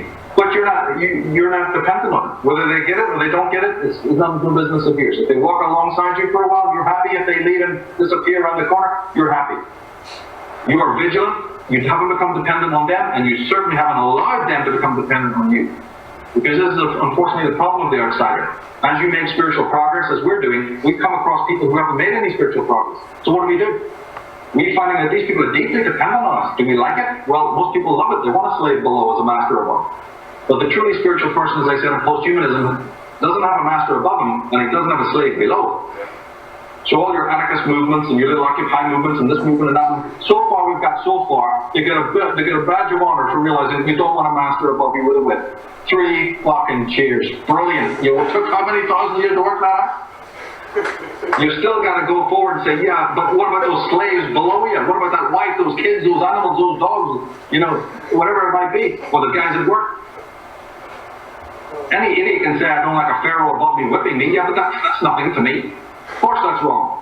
But how many slaves have you got underneath you that you're making dependent on yourself? You see, so there's a whole other way of looking at this problem that we still haven't even broached yet. We still haven't disentangled ourselves. We're not cutting people free from us. Why should the force come in to help us cut free from higher tyrants? Once you are able to liberate other people, meaning be vigilant, not let them become dependent, let them find their own inner voice. Work. If you have to work, then work to make them see the error of their ways. And you do that by modeling a different way. And if they get it, they get it. If they don't, okay, they don't. Because that's where they need to be, and tomorrow they'll inherit some other kind of life, whatever it is. But that is the true chemical wedding. It happens when there's a chemical divorce, a death to all that's false, the death to everything that's a lie. Now that unfortunately has to be a painstaking process. Right? If you read the Sherlock Holmes, he said, only by the painstaking elimination of the untruth is the truth seen. Only by the painstaking removal, the painstaking extrapolation, the painstaking, decipherment of the untruth is the truth known. And there is no shortcut to that. There's no shortcut to that. And also you should bring love to that. Instead of thinking it's a chore, that is the holy work that we're doing. That is the magnum opus. That is the peeling away of all the lies. That's it's called apophatic process in which you disable all the falsity. And what you're doing is you're bringing the instrument to perfect tuning. You're bringing it to the, where one string resonates with the other. And you're doing it within. And it's not just masculine, feminine, and this sort of crazy. There's many voices. There's so many voices in your being. And they're all coming together. All as one gigantic, chorus. You listen to the end of Beethoven's Ninth Symphony, that's what you're hearing. You're hearing a man who is completely transcended. Who completely unified with all of the voices, not just masculine and feminine, although you hear that at the end. But you hear many other voices all coming in this incredible spiral going upwards at the end of that symphony. But that's what we're here to do. This is a symphony of our life. No priest has, the priest is, he should be doing it for himself. But I don't want the devil to tell me what he knows. That's what he knows for him, that's his perspective. Right? Whatever, any guru, that's his reality. It's nothing to do with me. I have to do my own work. And I won't be able to do it sitting at his feet thinking he's God. Nor should he want me sitting at his feet as some sort of slave or novice. He should be saying, get up on your feet like a man and a woman, and stand with your head in the clouds, your feet deeply in Mother Earth. But these characters sit there with millions of gormless idiots staring at them? What kind of nonsense is that? That's mind control. And if he happens to be auto-hypnotized, well, it doesn't help, does it? In one way, he's not to blame, because he's probably auto-hypnotized himself, thinking, I'm God, I'm the guru, and I'll hypnotize all these people. But auto-hypnotism or mesmerism on a mass level does not make it God, does not make it true, does not make it spiritual. And this Pisces thing, see, where we're coming in 2012, one of the things is the breaking from that. Finally, we're moving from this infantile state where we do need that figure. And we do need external, manifestations of spirit. When we can get away with it. We have Uranus moving into Aries. I hope that, let's get some very negative stuff, but one of the positive things of the planet Uranus moving into the sign of Aries, and I think it's there until 2018 actually, is a complete, for some people, again, the awakened ones, because astrologers are pretty much not correct to say that the planet Uranus rules all people. They think it just rules mankind. It doesn't. It rules awakened people. It rules the people sitting right there in Brookstone. It's not the rest of mankind. That's false.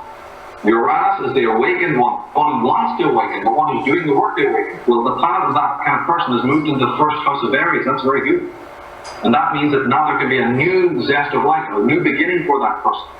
And it also means an enhancement of what Uranus represents, which is independence, individuality.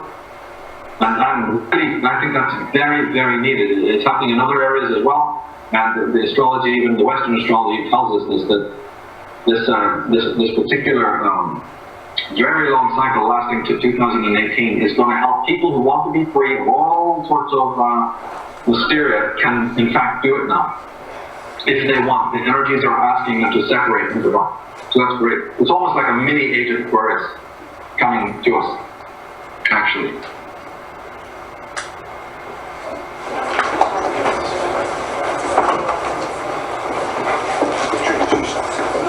Hi, Mr. Tsarion.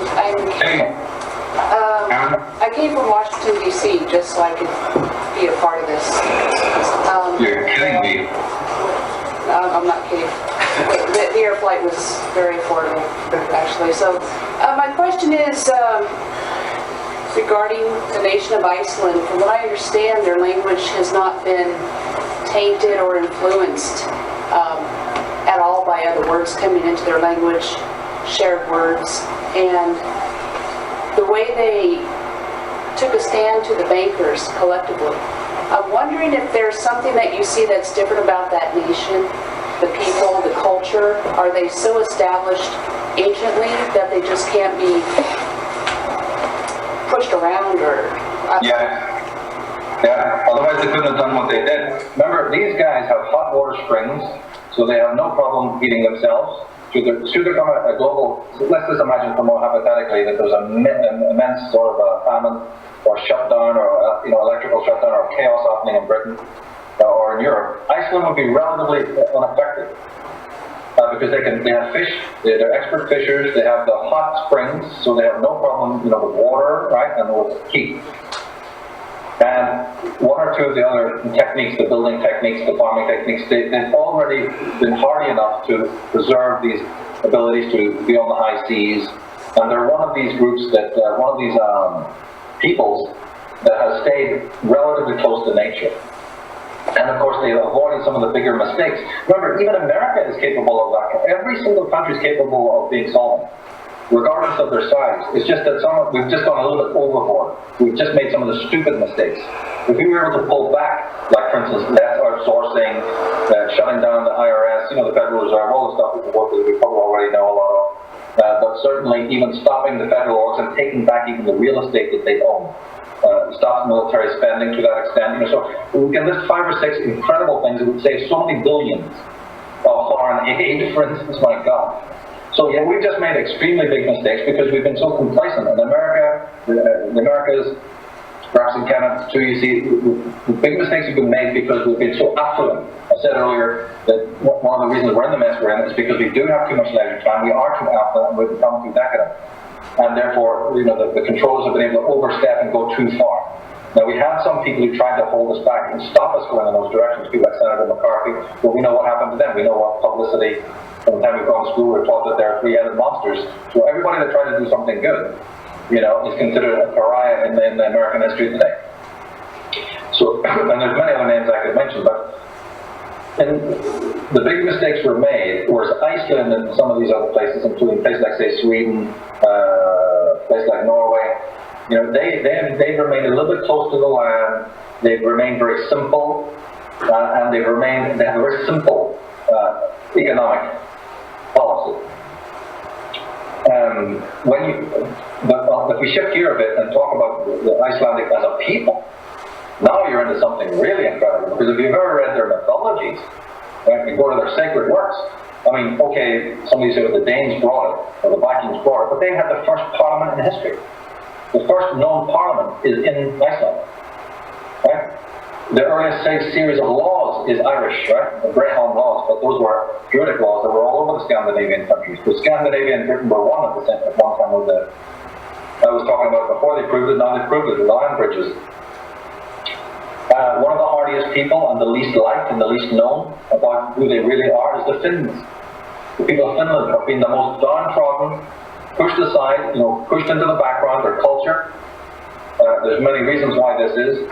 So there's some unknown groups that have never, ever been done justice and are suffering quite serious economic problems because, the EC now, as it has become, but even before the EC, but certainly because of the EC, some countries like Iceland, like Finland, have been hurt. In the case of Finland specifically, and probably for Iceland also, there's a deep hatred of those cultures because Finland supported, for whatever reason, they supported Germany during the Second World War. Not because they're fascists and Nazis, it's just that they hated the other side so much right? That they said, look, instead of going to communism, we have to, go to work with the Nazis.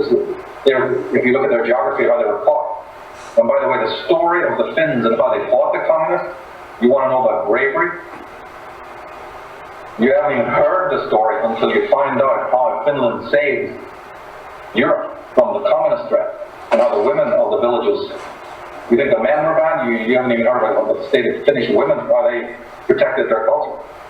So that it's so amazing that you probably couldn't even believe it you were told. They talk about that 300, the famous Spartans, the 300 Spartans. 17 Finns kept back half of the Soviet army. 17 of them. I mean, the Finnish history of just even the Second World War is unbelievable.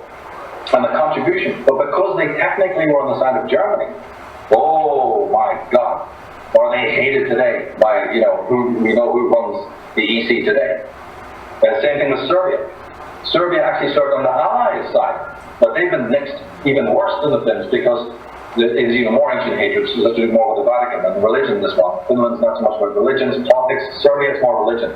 It's because the Croats are in touch with the Vatican. The Vatican controls Croatia. And the other guys are Muslims, so you know how the Serbs are going to fare. But as a matter of fact, the Serbs have been dealt so badly because the Serbs were on the side of the Allies. They were on the side of the Americans, on the side of the British. So when Richard Holbrooke and that Clinton, sent the troops in, and Thatcher and Blair, when they went into bomb Serbia, it's one of the most horrific, hypocritical, treacherous acts in history. Because they were technically allies, actually. But the reason is because George Bush and Clinton served the Vatican, and the Vatican is the one that hates Serbia because of the religious reason they were just telling you. So all these countries have been sort of put on back burners while the Cold War was on and while other places were being raped and developed. You had to park some of these countries. They'd be dealt with later. And so putting them under ice was to put in communism. You put in communism in Yugoslavia, you put in communism on the walls of Finland, in Romania, other places, and you freeze it. All those Eastern Bloc countries, the Axis countries, were frozen in time while the Trilateral Commission, did their work building America, getting the wheel. There's a lot more to the story, of course, with the destruction of Germany, but we don't want to make it too elaborate. But now, the vultures have solved the problem of the Far East and solved America. It's all one. Now we can turn to all those little scrawny countries that we still remember you. We still remember that we need to get you for even sometimes very ancient vendettas and feuds, based on the old Habsburgs and way back into the Ottoman Empire and beyond. Or we're going to get you because of more recent, hatreds. And that's why Bush, who's a servant of Opus Dei, a servant of the Vatican, is an agent of the Vatican, is sent in to bomb the hell out of Serbia. And I was there, we were filming in Serbia a couple of years ago for one of the DVDs we're doing, and you should see the freaking place. They've destroyed beautiful streets and arcades and buildings and what have you, of people that were once their allies. So when people talk about the controllers, let's understand one thing. They are very few at the top, and they're absolutely psychopathic and have no allegiance. The allegiance they have today, they have tomorrow. In fact, if you go into the lives of individuals like Winston Churchill or whoever it might be, they're flip-flopping all over the place. 1 minute they're liberal, 1 minute they're conservative. And it's the same even for the bigger, contingent. They change like the wind.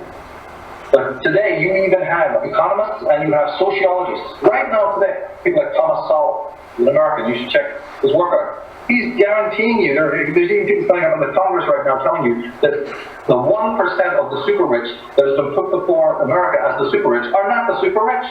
It's not Michael Tsarion telling you, or David Icke, or somebody that's been yelling about this for years and never been heard. It is now the economists and the sociologists on PBS telling you that it's a misnomer to think that the 1% who suck in all the money are really have the money. It says, we have always said, it's the Fondi, it's the Italian Fondi, the freaking, right? The College of Cardinals, the incredible royal families that still exist, the British royal family and many others. It's those guys who make the money of the ordinary stock exchanges seem trivial. Those are just henchmen. Now, even on the official level, they've realized, because of all these meltdowns, there's been a lot more rethinking of all of this.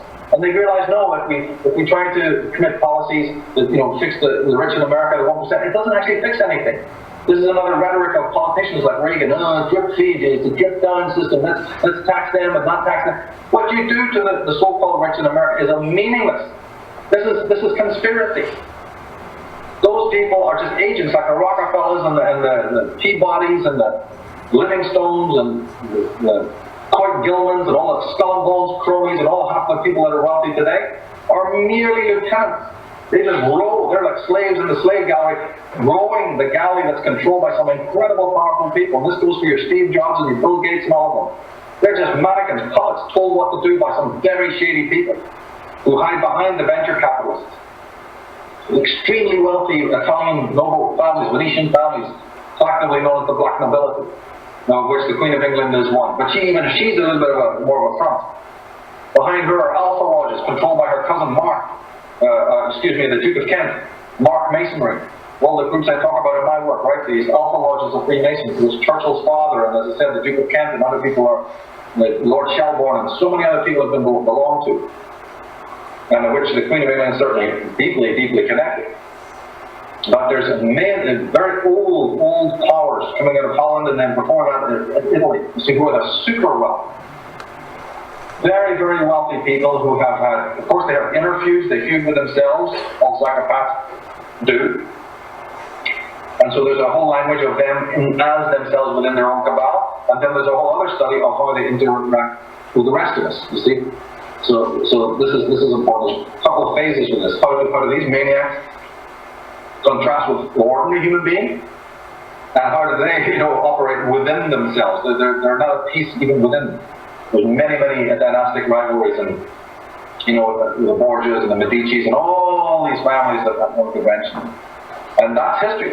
We see the outpouring of that. We see the concatenating of that in what we call world history.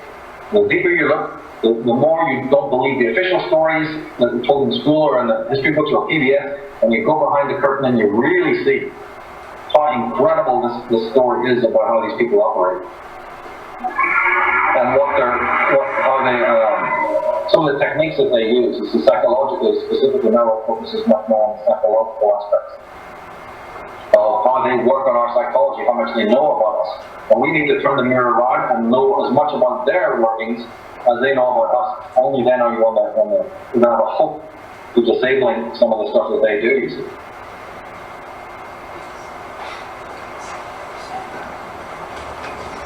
Okay, we have another Facebook question.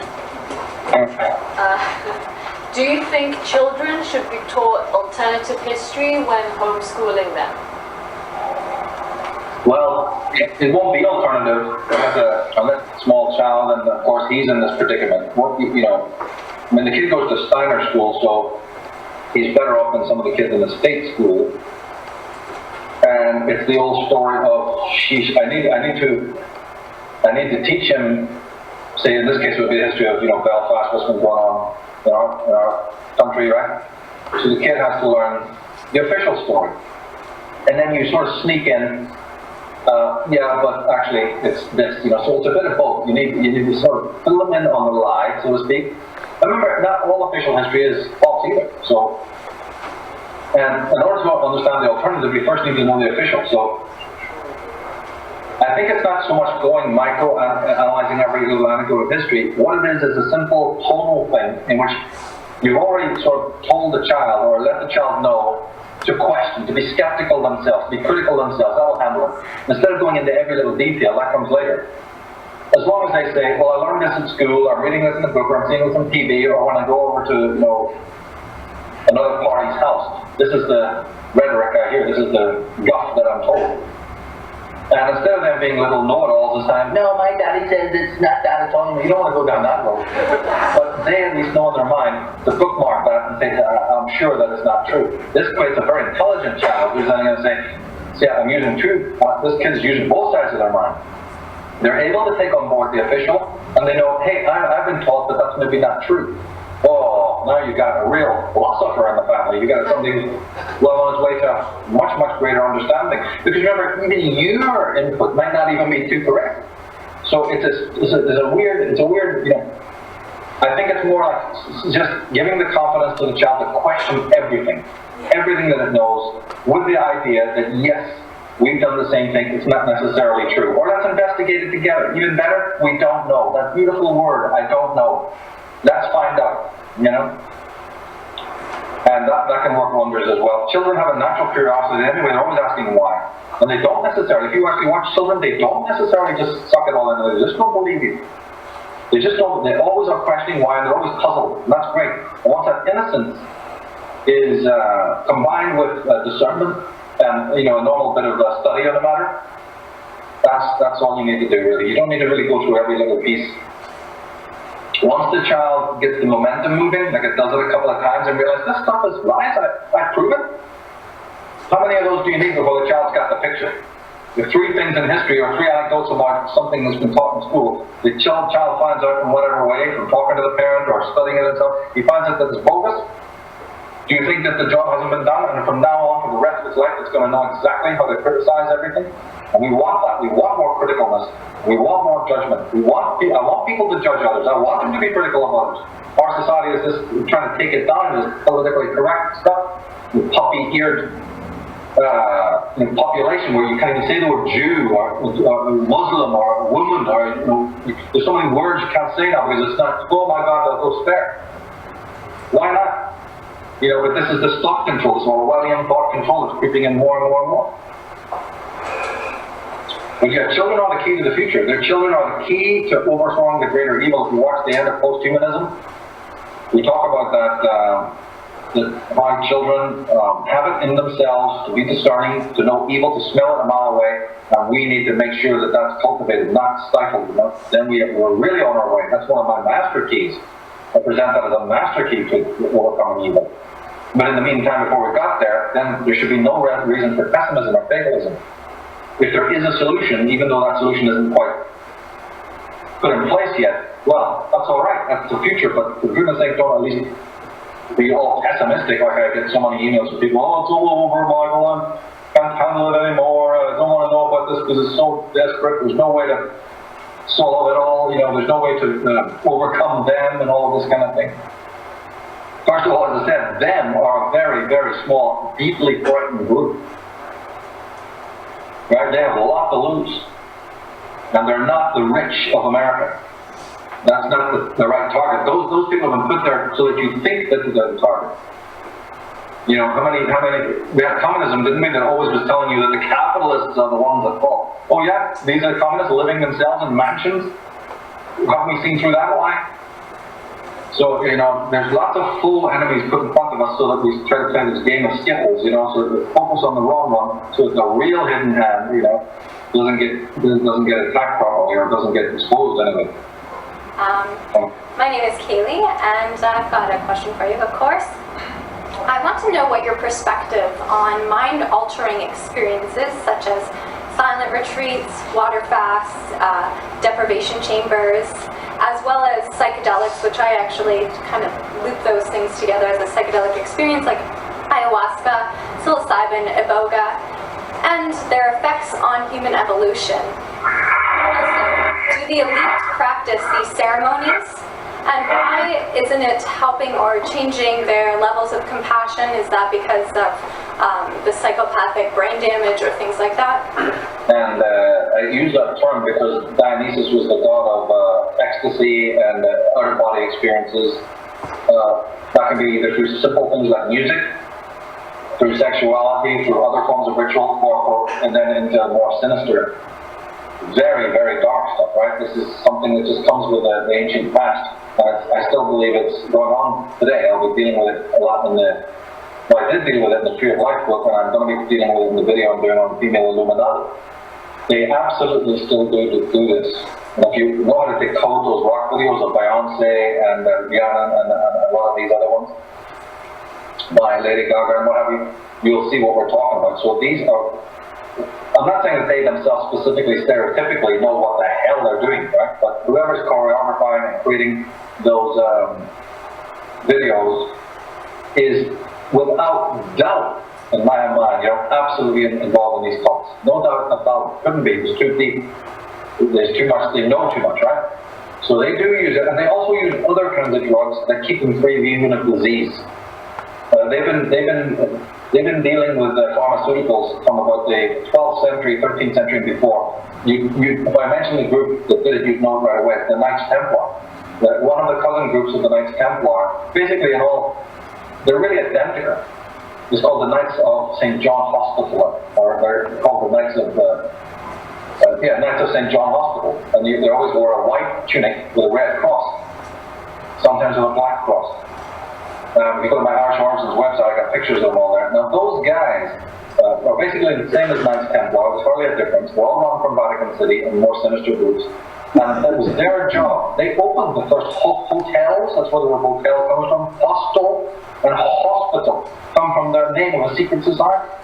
And their job was to, now here's how these guys work, and they still do it today.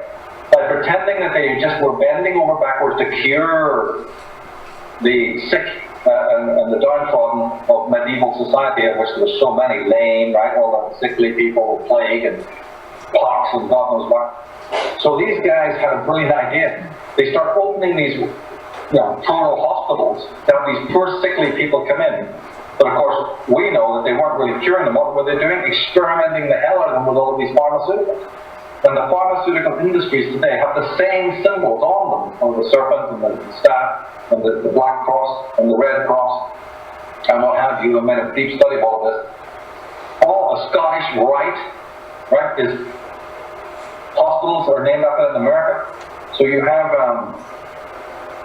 and it is a rite, R-I-T-E, look up the word. It means a ritual. So as I'm saying, they were experimenting in the 13th century onwards because they know the power of these drugs, what they can do negatively to people, to keep them docile, to keep them, their bodies in a state of total shock. Or of course, then there are more purified ones that they use in their own private rituals to awaken the pineal gland and other things. And the reason why they don't have any form of transcendence, so to speak, and let's not rule out that they do, I would say that some of them actually do have something going on more. And then they're shut to the side, isn't it? So I would say that don't think that they don't have transcendent experiences. I think that happens. I think that even happens in, say he was a bunch of monks, Cistercian monks or something, or Franciscan monks, right? Denying themselves all sorts of food.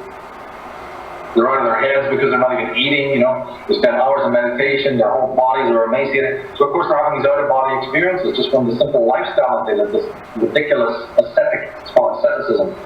So they're having these weird out-of-bodies. So one monk is going to see Jesus and have this wonderful experience and feel so imbued with light, like St. John of the Cross or St. Teresa of Avila or someone like that. And the other guy is going to be seeing demons flying in the sky and thinking that he's being possessed, right, which has happened, go out of their minds, screaming maniacs, and then the Vatican parks them off in these hospitals that they have specially for people like that.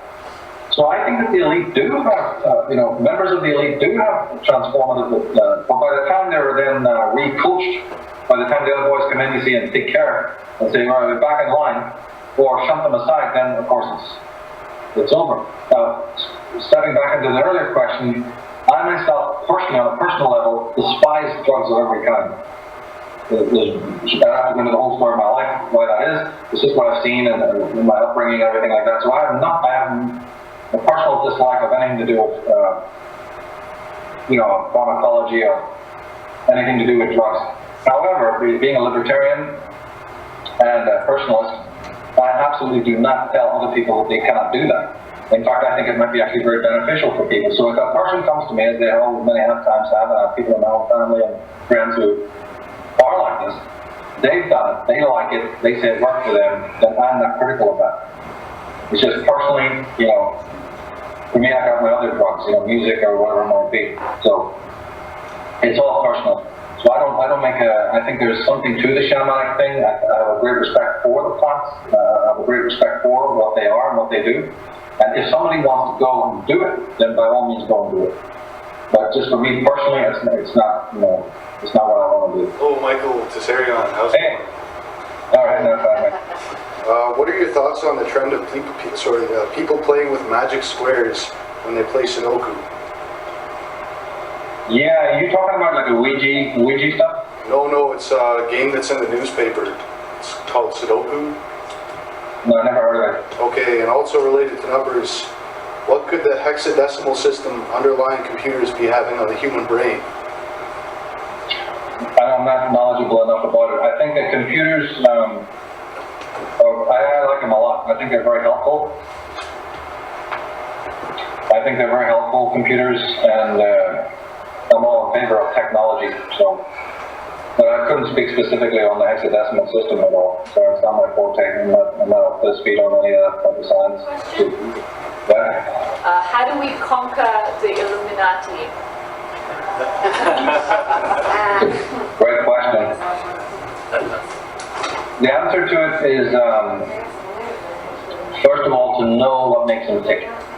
As I said, know as much about them as they know about us. Kind of like reverse the light. They shine light in our eyes, you know, one of the techniques. Of course, I'm speaking metaphorically here, but they use light as a weapon. That's why they're called the Illuminati. So we need to kind of metaphorically take that light and shine it back on them. They say they love it. All right. Let's see how much you love it when it's exposing your face. Now what that means non-metaphorically is simply that we have to learn about them, right? We have to learn what they're about. Why do they dislike individuals? Why do they like collectivism? What's that all about? Are they right? Can we put ourselves into the mind of the controller? You know, can we put ourselves into the mind of anyone? Can we put our minds into an evangelist, a traditionalist? I know what their worry is. They see a world that they love falling apart. They don't believe in God. Traditions are disappearing. The kids are immoral. You see, try to put yourself in their mind, even if you're not one of them, but see what their issues are. Learn to speak their language. I know very well what the Illuminati are all about. It's like being Sherlock Holmes. If you want to be the best detective, you have to think like a criminal. So these people are deeply sick criminals who loathe individuality. They're not individuals themselves. That's why they have millions of fraternities and subsections within the fraternities. And from day one, they're schooled to do everything collectively. And they think like that. They think in a hive mentality. So the more we start to analyze them like a species of butterfly, it takes away the fear. Don't fear them. Just study them as a sort of species of insect, some strange creature. You know, and by doing that, you in the end come to understand them, and you lose the fear that they have used. Why do they worship this silly god, this silly patriarchal solar god? Why would you want to do that? Right? So we get into it and we discover why they want to do that. Where do they come from? So you just look at it very objectively and start. And remember that when you do what I'm telling you to do, you're doing what they don't want you to do. Christian man was told, don't question the Bible. It's a sin. No, not even not question. It's a sin to question it.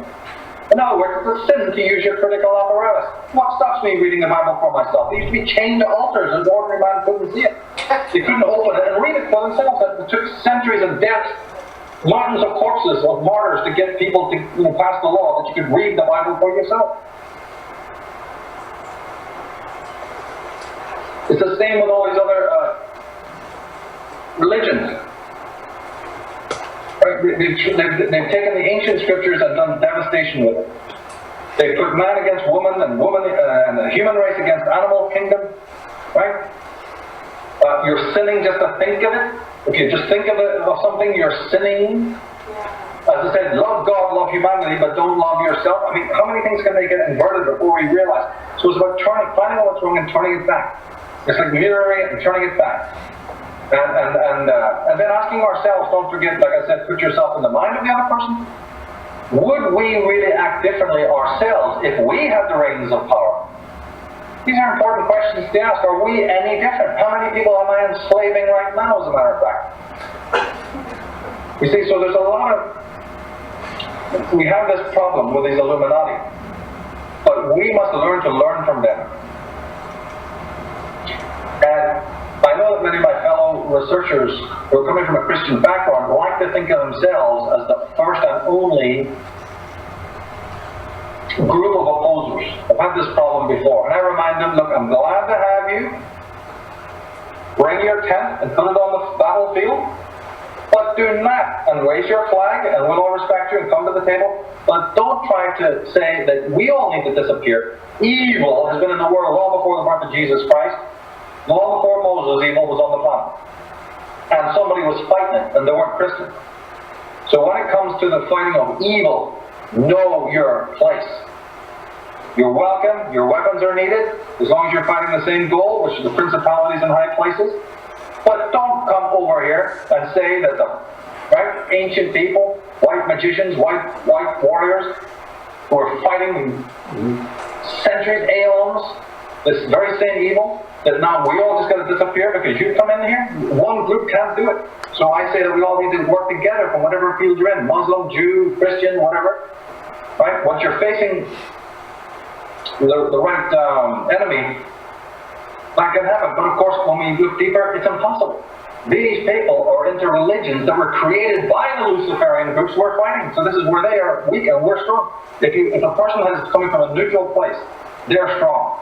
Because unfortunately, the other three major religions and a whole bunch of others besides, but especially the three religions, were created by the very Luciferian cabal that we're trying to fight. And that's what has to get through the heads of these Orthodox people. Yeah. That you're going to have to step out of this religious nonsense and come from the spiritual point of view in which you're not partisan. Because your very partisanship prevents the fight from taking place. This is what my message specifically is all about. So it can't be done from within the religion. When you really want to be really hardcore about it, it can't be done from within an Orthodox setting. Because that Orthodox setting is riddled with agents and was even created by the Luciferian cabal, the Atomist cabal more specifically, in the beginning anyway. So you're fighting with the weapons they've handed you, which is useless. You can't ask them how to fight the battle. You can't use their guidebook, and you can't use the weapons that they've handed you. That's what they want you to do. So a few clever, looking at this cleverly and detached, is absolutely the way to do it. And there's a few other points that I've covered in articles and then videos and what have you, breaking it down even more. But it's not a lot. It's not a lot of stuff, actually. It's not a large thing to do. It's really not that difficult to do. And we have to also give ourselves a break. There are no permanent solved alls. What we're doing is holy work, and it's primarily within the self. Combating external evil is really combating it within. Until it's like Bruce Lee, right? Unless you take it from within yourself, unless you deal with the demon inside yourself, you have no way of dealing with any external negative power. This is the metaphysics of the universe. This is the way the universe has been configured for some reason. The external combating between forces is a sort of a mirror of what lies within. And so the stronger that you are within, like the last chapter of the Atlantis book, which is the biggest solution thing that I've ever written, I say in there that the winner is, when it's like say martial artist, right? When your enemy cannot defeat you, you won. It's not about defeating him. It's about that you are so immune. And I basically said the same thing in a different way recently in the post-humanism. Different language, same concept. When you have the discernment to know evil as soon as it walks in the door, evil shit out of luck. The same thing I said in the Atlantis book. Once you are so strong, so immune, that it cannot affect you. It's like an Aikido principle, like a martial arts principle. It can't destroy you mentally, it can't destroy you physically, it cannot destroy you. And even if it tries to destroy you physically, which is fully capable of doing, so be it, but it cannot take your mind. Then basically, as far as the game of war goes, you have won, they have lost. Our model, the false model, when I said that we fight with the weapons they've handed us, I also mean ideologically. People think you got to march up the street with some sort of cannon and blow them out of the water. Or placard them, or invade their places of work. It's never done like that. It's done by a group of people being so smart, legally, psychologically, philosophically, historically. You see, all these levels of intelligence raise the so-called immune system, which is enlightenment. And once the person, that race, that group, that nation is that smart that they can no longer be deceived with all the rhetoric and all the manipulation, as I said, their bag of tricks is limited. This is a British establishment, colonialistic, territorial, dialectical bag of goods. But when you open the box, you actually find that they've only got a few well-tried and true strategies. They're not endless. There's not that many of them, actually. And a normal, intelligent person can easily work out what some of these are. One is religion, because that deals with the emotions of man. Control his emotions. Yes. Right? So it's monarchy and it's theocracy. It's crown and gown. It's two-headed eagles. It's cross and crown. Control his body through the legal means, which is military and the king. That's the military, the monarchy. They control your physical body, work, taxes, right? Killing enemies. physical control of your body. But man is not controlled by bread alone. What about his emotions? So they have religion. In comes the theology. So again, as I say, once you start to understand some of the techniques that they're using, now once you become deft, like, that's what the symbol of the fool, the harlequin, the Loki, the Mercury. Somebody asked on the forum, what do you think about the humor? What do you think about these harlequin type characters? Very important. The positive side of the Mercury is to be acting the fool. But he's the one who unravels the knots in a very unique way. And he can just slip off anything. He's like Houdini. They can no longer conquer you because you're so up to speed on their stuff. You know how they work on anxiety. Right? You know how they work on the libido, or whatever it might be. The rules change slightly each place, right? In Ireland it was gun to the head, boot, jackboot. In other places it's more subtle. In America it's affluence. Now you can turn on Access Hollywood, and they're talking about soul and higher self. Here they are in the falsest possible milieu, the falsest possible actors and people running into the very professions they do in order to run from self. Yet some plastic idiot is going to tell you that, yeah man, be true to yourself and have higher self. And I can't even believe it when I'm looking at it. Because everything, you see, has been repackaged. Everything is a simulacrum. They're speaking the pseudo-mystical stuff. You know why? Because it's a pseudo-world. We're not people anymore. Our understandings of masculine and feminine are completely tarnished and upside down and inverted and inside out. I know you because you know me. A woman knows what she thinks is femininity because of the men walking around. That travesty, and then vice versa. What he thinks is masculinity is because of the women that he's known who are totally demented. How can you possibly know what true masculine and femininity is? Well, you can't. You got to separate from that. You got to know it's a lie. Separate and try to have your own being speak. Find other heroes and heroines, you see, from the great fiction of the world, from the great stories and even the histories of the world. Identify with other positive archetypes so you can at least get clued in of what it is to be a man, a male, and what it is to be female. Because our forefathers, our previous generations lost this, they've been losing it, and now it's just completely out of control. And then through the media, they put up even more weird, bloated, extravagant, excessive Bruce Willis, Arnold Schwarzenegger types of masculinity, which is an obscenity, isn't it? But we've learned to go towards that because that's presented as the alpha male, the hero. And then you have these preposterous female models as well, which most of the girls should not and cannot attain, nor should they. They're neurotic, these images, you see. But unfortunately, the youth don't know, and they think this is natural, and the parents egg them on. As I said about my nephew, he hasn't been exposed, he's like 9 and he hasn't seen TV yet. And he's miles ahead of other kids because he hasn't been polluted, his consciousness hasn't been polluted too early, by all that garbage. So there's a certain amount of stuff that we need to learn. But as I said, their toolkit isn't really that, many, actually. And so after a few years, after a few good work, you get to know exactly what they're about, and how they do, and how they play masculine and feminine, and how they play the races, and oh my goodness, all the crap that they do, all this politically correct stuff. You can get up to speed with it quite fast, actually. It's nice to finally talk to you. Hi. My question is, when you were doing your field work for the occult origins of Ireland, as well as the Irish origins, you said that when you were a teenager, you actually were doing field work. And I'm curious to know, were you using sources that were available to you then, or did you use geomancy, or how are you finding these places? And I noticed when you did the presentation on the occult origins of Ireland, you said there's very little interest in the subject in Ireland, and there's only a few writers besides yourself who've written about it.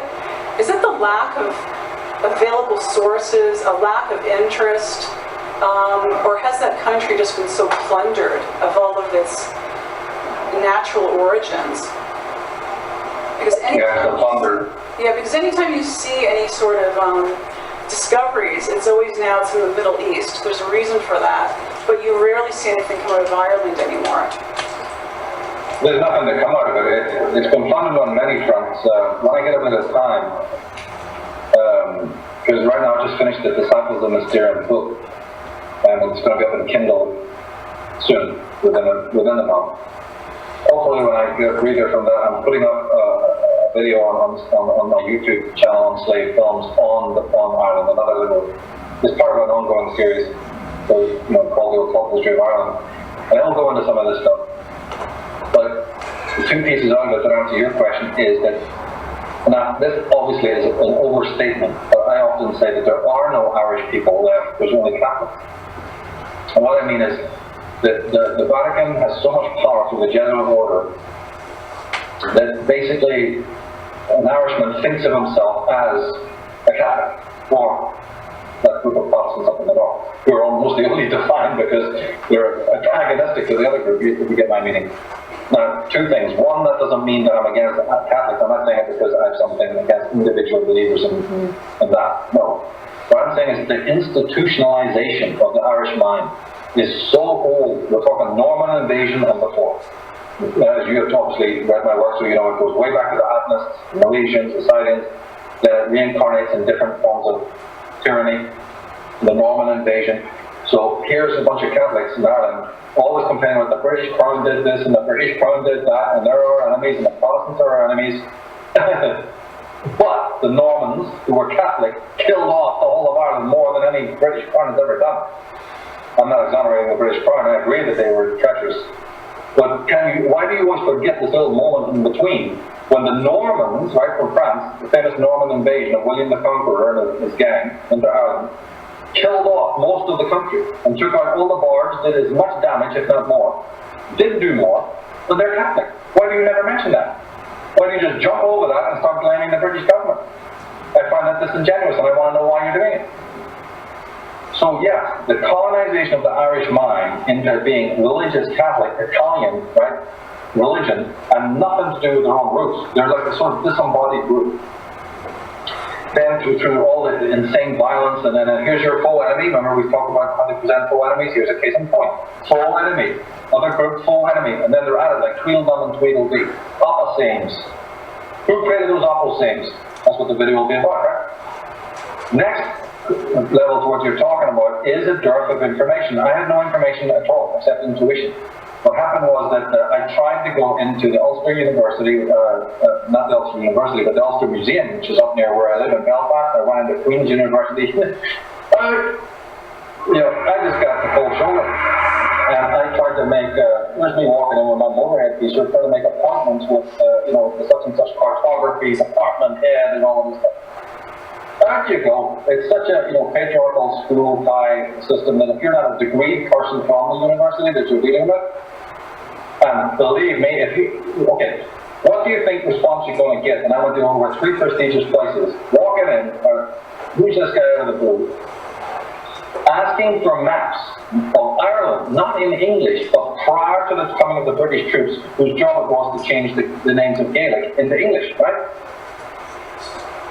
For instance, Brianna, which is a woman's name, but it also means the sun, and that's where we get the word grain from. They couldn't translate it from the Gaelic, so they just said, call it green.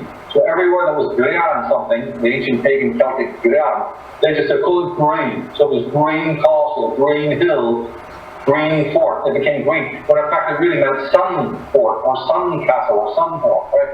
And black, all of these terms were completely misinterpreted. So what do? I walk in there, this is how, when you're a novice, and you don't know how the game works. I'm walking in there, trying to make appointments with these people that have access to the maps originally prior to the ones that the British troops must have had.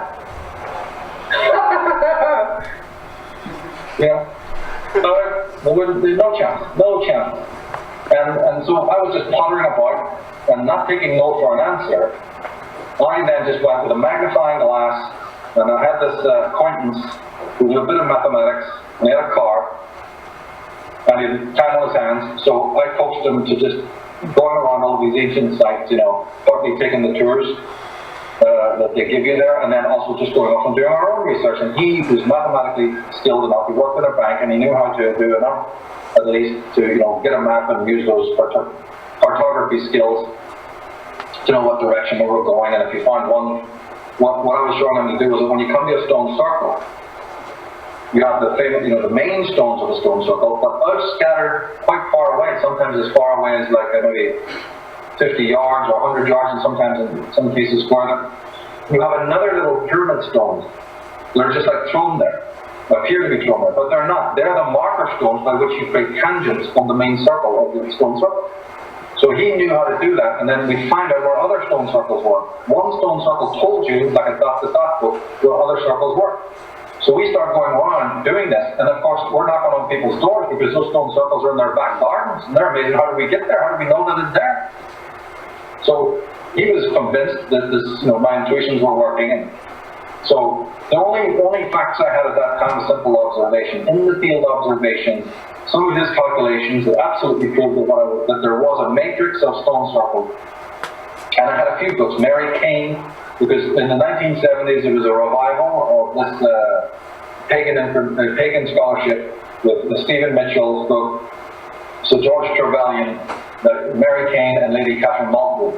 A little group in England, quite well known group in their own way, back into these kinds of interesting things like the Kingston Zodiac and the Somerset Zodiac and all this. So I was telling them, and then we became friends from that point on. And they were into this whole Arthurian thing, it's really changing now, but they were into it then.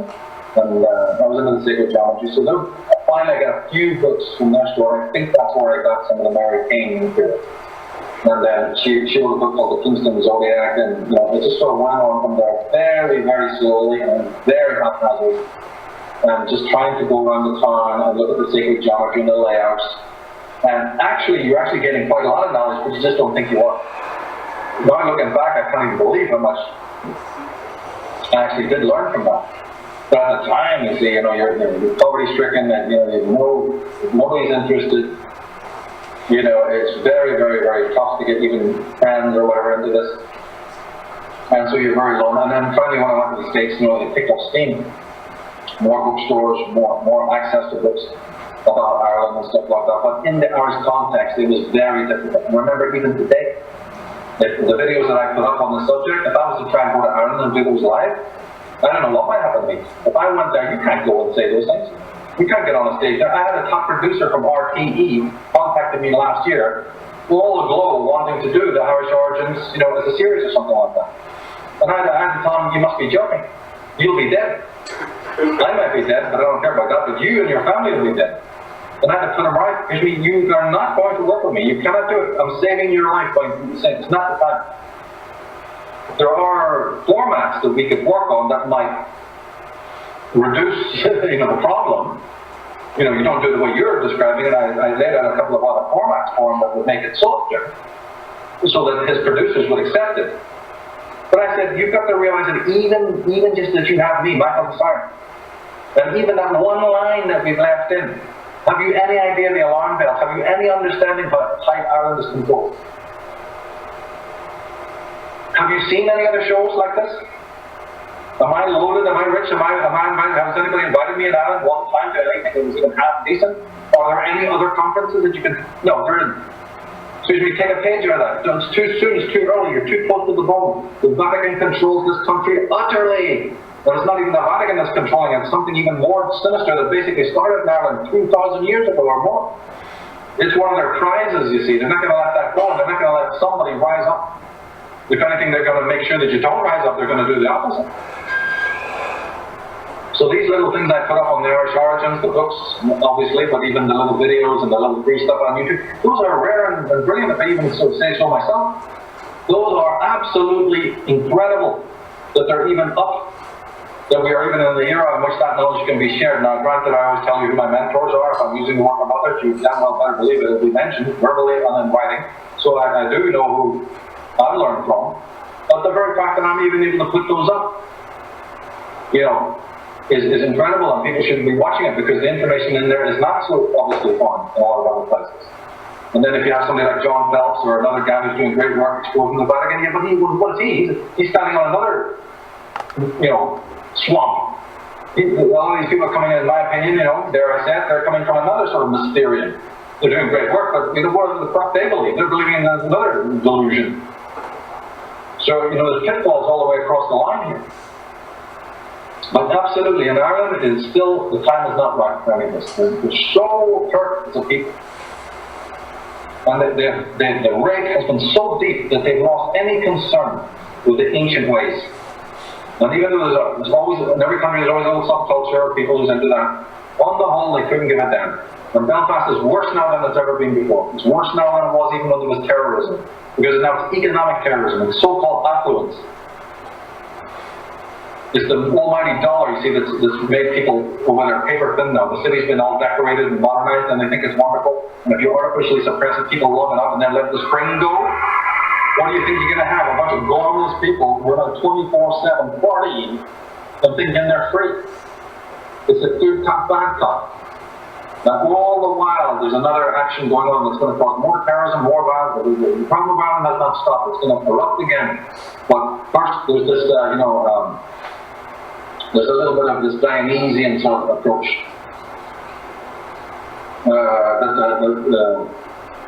It's Christmas in the prison, let's give them some gruel, we'll give them some salt in the gruel, and then they're so gormless that they think they've actually arrived or something like that. But this is a technique that's been used in lots of countries to temporarily classify people by giving them some affluence. They're doing it in the third world every day now, saying, oh, you can have a refrigerator and a TV, isn't it great? So Ireland has been artificially kept in a third world state by some extremely evil, sinister people. And I am their sworn enemy, and they're never going to stop me. I don't give a damn what they try to do, because that's their choice, and I can carry on doing that's my choice. But I'm certainly not going to drag anybody else's ass into that mire, you know what I mean? I'll try to make my own little videos, my own little humble way, and better, when it comes to that subject, people don't bother working on it. My other friends, as I told you, just buggered off, and they just get sick of it. And disappeared into the nether, so that's great. They just carried on day after day, year after year, finding the X factors, finding things that didn't fit, and keep on going and going and going until some bigger picture started to then look more coherent, look more true. So I then wrote a book and presented that, but that doesn't mean it's right. I'm just presenting my theories on what I have discovered. But it's for other people to dive in there and see what works for them, what they can corroborate, and even if they want to study their own country, to see if similar type of colonizations happen, both mentally and physically. This is a war on consciousness primarily. It's not just a physical colonization, it's mental and emotional as well. And the Irish, like the Spanish, like any of these countries that have been under the power of the Vatican, Mexico, oh my God, the dumbing down. You can't expect a religion to be working there for more than 2,000 years and not have the most unbelievable effects. It's ridiculous to not expect it to be that way. It is that way. They're absolutely, mind control on a mass level. And even though you find interesting little people here and there and the other, that doesn't mean that suddenly you're going to sell them the ideas I've got. They may be open-minded, but they're not going to believe in, aliens and the catastrophe and, so on. They're open-minded to know, okay, I don't think this religion thing is, or the political divide is correct. Well, that's like in a South African one, I don't think apartheid is right. Okay, great, you get a medal. But that doesn't mean that's something they're not open to, Michael Clark's and Park theory of the Irish history, the history of Irish origins of civilization, you know what I mean? So you got to go in you're dealing with some very, very small part, cutting this thing off very, very small, still. Okay, thanks for that. Further to my question, on the subject of geomancy, do you ever plan to do a presentation on it or write on it, or is it not, a field of interest for you? But obviously, my point was, in your field work, you did use it, probably more likely by intuition. And further to that, it's a topic that's not really, I think it's a topic most people aren't aware of. Or they instinctively, like you said, you have a bad feeling about certain places or cities, or there's places you have no desire to visit, and people have no understanding of that. You see, you're hitting something there very strongly, as I've always wanted to do it, but I chose not to do it. Some of the places that we're talking about are still under surveillance, if you get my meaning. If somebody from my background took a group of people and suddenly went heading over there and doing their thing, it wouldn't be all of 5 minutes, and believe me, I've done this, so I know what you're talking about. Then suddenly somebody and their dog will be wandering over to find out, in one way or the other, what you're up to. So all the sacred sites that matter, geomantically speaking, very, very nearby, if not right nearby, are watched and observed. And so if you head over there, as actually be trying to go. See, to really do this, you'd have to be also going on the right moon cycle, the right astrological timing. But do you think they don't know? So if you turned up with a group of people at the right time, and you were doing all this calibration and yappity-yappity-yap, it wouldn't be long before you'd be encountered. And they just appear like magic. Who the hell is this guy? Where the fuck he come from? I've had this happen time and time again, and then we've got to go into our horny mode, like, you don't know anything, nice day, in order to get them off our backs. And then you got to get out of there, hopefully they're not going to take your number plate down. I mean, we're talking about some serious stuff. It's not like that in England. If you're in England, it's no problem. If you're doing it in Ireland and some other countries, you better watch your back. In fact, I kind of got away with it, but you know the noise I used to make down at Newgrange when I used to go to these places, in these people's faces, they probably thought I was a lunatic, so they just left me alone. But actually, that was quite dangerous. It was quite dangerous to speak up like that. It's probably because I really didn't know that much, and I didn't think I would be. But see if I never stopped this palaver. It used to get my blood up. It used to make my blood boil until I changed my ideas of the way things are. And I used to blame them. I used to blame that guy, you know. So you don't know anything. And instead, of course, realizing, wait a minute, they're just doing a job for the summer. They just got stripped. Of course, they don't blame him. You know, I didn't know that when I was, 18 or whatever when I was doing this. And also, when we used to get into some of these estates, some of them are the Illuminati estates themselves. Ireland, as you know, studied by it. So it's studied with them. And some of the most amazing ones, both geometrically and symbolically, are in Ireland. And my dad used to take us there as kids. Me and my brother used to take us around. He had his own thing. He was a Marxist. So he was critiquing them. And I'm glad he did, because his critiques were somewhat true within his framework. Critiquing them as lords and mass murderers and, hangmen and British agents and all of that stuff coming from an Irishman who's a worker, a man of the people and a communist. In a way, educated my brothers. I would take it much further, but in his own way, he knew that these people were tyrants. And he used to tell us, he used to take us to their houses, he used to take us into the city of Belfast and say, Lord Londonderry will stand on the balcony there and watch the rebels being hung, drawn, and quartered. And we, kids' imagination, you'd be like, what the hell? And my dad would point that out, because that was a lord's house. This over here is this, and he knew his country's history through and through, him and his mates did. So he wasn't like an average Irishman. He wasn't stupid. He wasn't, with a tremendous knowledge about how this dynamic worked. And that was a good platform then for me to spring off. So I was already starting on a pretty good platform to know that these are devils in human guise. So later on, when we used to go to their, estates, and so many of them are still buried there. The Marquis of Donegal, Lord Londonderry, their estates are all there. It was like Graceland, big slabs with their names on. And then we started looking at the next symbolism. Hey, why did we get that? Or why did you got this? Or why is that? Or here's a big white deer, a big white heart. Right? And what's that doing here? And then we went and looked at these others. And why is Mother Mary on the crescent moon? Isn't that meant to be Catholic? I mean, I'm kind of an idiot, but it's not a Catholic symbol. But these are arch Protestants. Arch Protestants! Here to dominate the whole of Ireland, which is technically Catholic. But when you go into their sacred shrine, right? Go yourself. There's a place called Mount Stewart. Mount, by the way, is a Judaic term. So when you hear the term Mountjoy, Mountbatten, Montebank, any of these terms, especially Montrose, Scottish Templar family, Mont, where there's M-O-N-T, right? Montmartre, or M-O-U-N-T is a code word. It's an old, it's used by the Zionists and the Jews, but it's more ancient than that. It goes back to Mount Zion. It goes back to the old symbol of the pyramid. Right? Well, when we went to these places, we can even see that, wait a minute, these are arch Protestants on paper. But everybody believes it. People like my dad hate them because of what's on paper.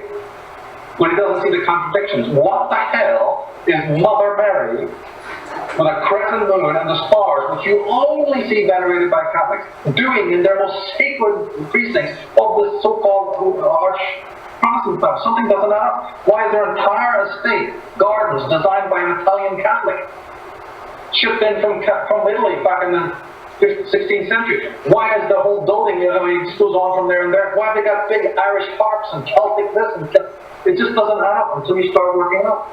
But one time my dad actually took us inside. I don't know why he did this. He paid the extra money, and he took us for a guided tour inside. He was always cursing because he actually actually found out that they weren't dead. You see, these are meant to be houses run by the National Trust. We actually found that the descendant, the old girl, actually still lived in the place, and he was spitting mad about that. And that, there's still apartments where the descendants are still living, for God's sake. But anyway, one time he took us in one of these estates, and sure enough, my brother and I noticed that the books, the beautiful library, ornate, was filled with books on masonry. You see, so I mean, it just starts off just by simple observation, right? But to get to the heart of your question, these topics have been orchestrated, and the evidence is there. So I just went around manual, simply, and there was more than enough. So instead of going in, going into the libraries or going into the universities to ask absolutely mind-controlled imbeciles, "Can you help me?" I just studied the university itself. I said, "Well, the hell with you then. What's this checkered floor doing here? What?" And the rest is history. Until I became so obsessed, you see, with observing the symbolism. The gargoyles, and then you start to see the whole picture. You start, wait a minute. All the symbolism is the same. I don't care if I go to Protestant church or Catholic church or something in the middle, it's all the same. There's a whole ritual going on here. And it has rules that are different. But in Belfast and in Ireland in general, if you value your life, you have to be careful. You've got to watch who you speak to. It's not that they're Illuminati, they don't have to be. They only have to be an agent, a Jesuit. They only have to be a mere lackey. And that's bad enough because it all gets back. There's a network there. It has to be because when the terrorism was in place, you had all these informers, you see spies, so it's still like that today. So the one word in a place and they know you through and through, they know your whole profile. The whole thing runs on surveillance and runs on intelligence. And we're not even talking about the importance of Ireland when it comes to ritual, satanic child abduction. Guernsey, Jersey, Ireland. Ireland is the nexus. Did you know that? Southern Ireland and even the north is one of the biggest capitals of child abuse that's been going on for hundreds of years. Hundreds of years. We have information on that on the forum. And so many other places if people are interested in that. But this is a deadly, deadly place. And it has to be. It was such an important place to conquer in the first place, and they haven't let it go. And if you go around watching all these Templar ruins and blabbing a mile a minute, you'll be very serious. So I just, I don't personally mind for myself, but I certainly not want to drag anybody else into this problem. Because I do believe it's extremely dangerous. Okay, thanks very much for that. Nice talking to you. Thank you. Hello. Thank you very much. Hi, Michael. It's Chris again. Hi, Chris. Are you good to go for 2 more Facebook questions and 1 more question? I'm fine. Yeah, carry on. Okay, good. Just had one here from Frankie McEwen, who I think is in Ireland right now. And, and he says, Michael, your background is the tarot. When you use divination or any of the arts, where does the information come from? Is it from another realm? No, it's from your own unconscious. It's from your own, again, we're talking here and using, metaphor, unconscious, what does that mean? Yeah, but just to use the terminology, it's coming from your own being, it's coming from your own unconscious, and your unconscious is basically programmed, if we use that modern term, by nature, by the universal order. Your conscious mind, right, the ego, is programmed by your society as you live today. Mother and father, brother, sister, the more that you know is what's known as ontogenetic, right? Onto meaning being, and also the single person. The unconscious is programmed filiogenetically over the whole history of mankind and into the whole destiny of man on this planet. All the experiences of the first human beings on this planet are recorded in their unconscious. And that's a hell of an archive of knowledge. Because who programmed it was the natural, the universal order, the natural order. And so I refer to it as the living oracle, because that's what it's living, and it's an oracle of wisdom. And when you're dealing with the divination arts, especially the pure ones like tarot, numerology, and astrology, you're just looking into mirrors of that inner matrix, which is 12-fold. Where you cut 12 in half, you get 6, and then 3 and 4, and so on. So you can split it up into its very, very basics, or branch it out There's basically about 36 in the we teach the esoteric zodiac on the mystery school, so that's 36 signs of the zodiac, right? But 12 are the famous ones. And you have that. Those are the faces of one person. There's 36 aspects of one individual. Or say the court cards in the tarot, 16 types. Cut that in half, you get 8. Cut 8 in half, you get 4. There's Jung's 4. Right? Jung's fraternity, then you make it 8, then you went to 16. You get 16 types in the tarot. In astrology, it's a little bit more, as we know, more thorough and much more deep. Not much more deep, but it has its own take on it. I think actually tarot is more deep because it uses symbolism, is my personal belief. But ultimately, they all use symbolism. And so you have this, let's look at them. I said earlier that the astrological chart is like a school, like a college of different schoolrooms. And each of the planets is like a teacher within those schoolrooms. But you can also look at it as a zodiac or tarot square is really a mirror of your own sign. That's the way to look at it, really. The true way to look at it is it's a mirror of your own sign. It's not that the powers in the cards or the zodiac, it's that it's just the mirroring within. You know, there are tools, keys that unlock, you know, different aspects, spaces of yourself. Because you're not just one person, you're many people in one. And we need to be listening to all those voices, and one of the best ways to do that is by using these divination arts in the right way, of course. Using them and using them in the right way. It helps you to tune in to different, I mean, you have a Plutonic voice within you, you have a Martian voice, you have a Venusian voice. Sometimes when I'm going through life, I go, that was a really solar person. Well, that experience we had was just very Plutonic, wasn't it? Well, that's a very Uranian thing, you see. And then you can think in the terms of the whole of mankind, as we said in the beginning, that these planets are moving right now, and they're even showing up even on a global level. But you can in your own daily life. You say, today I feel in a kind of a Mercurial mood, or I feel a Venusian mood, or I feel like a Neptunian mood. You see, so these archetypes are ways of expressing what's going on in the internal world and the external. Hello, Michael. Fine. I have a question. Do you believe that the government might orchestrate alien invasion and use it as a pretext to abolish civil rights and enslave population? That's right. We've got a couple of astrological. Can you turn the mic up? Can turn it up. Yeah, just get the mic up when you do that. It's possible. In fact, we're in a very hot time. One of the negative aspects of what we're going through right now for the next couple of years is the likelihood that again there's some rug pulling. We have Pluto, which is spending an enormous amount of time until 2023. The planet Pluto moves through Capricorn, one of the most unlikely houses, if you get my meaning, right? Pluto, what it represents and what Capricorn represents are very opposite. In fact, Pluto, Uranus, Neptune are all about breaking up order.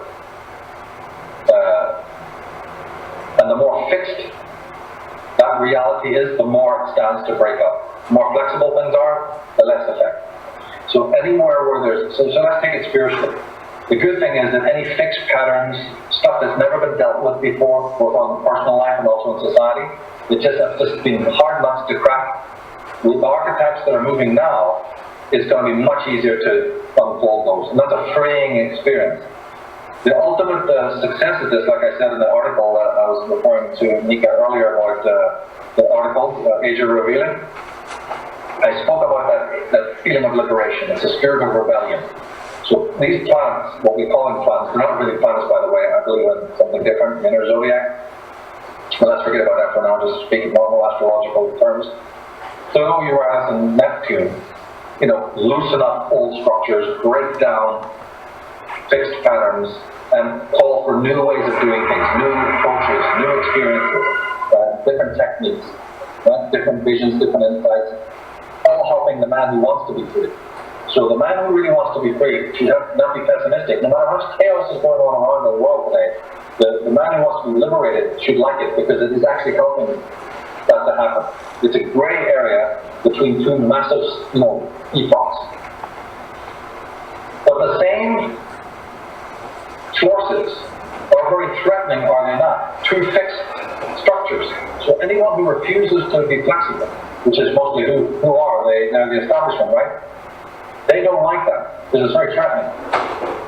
So what they do is that they need to counterpunch this. They are the Capricornian, Saturnian, Martian, solar forces that stand to be compromised by the other archetypes, so to speak.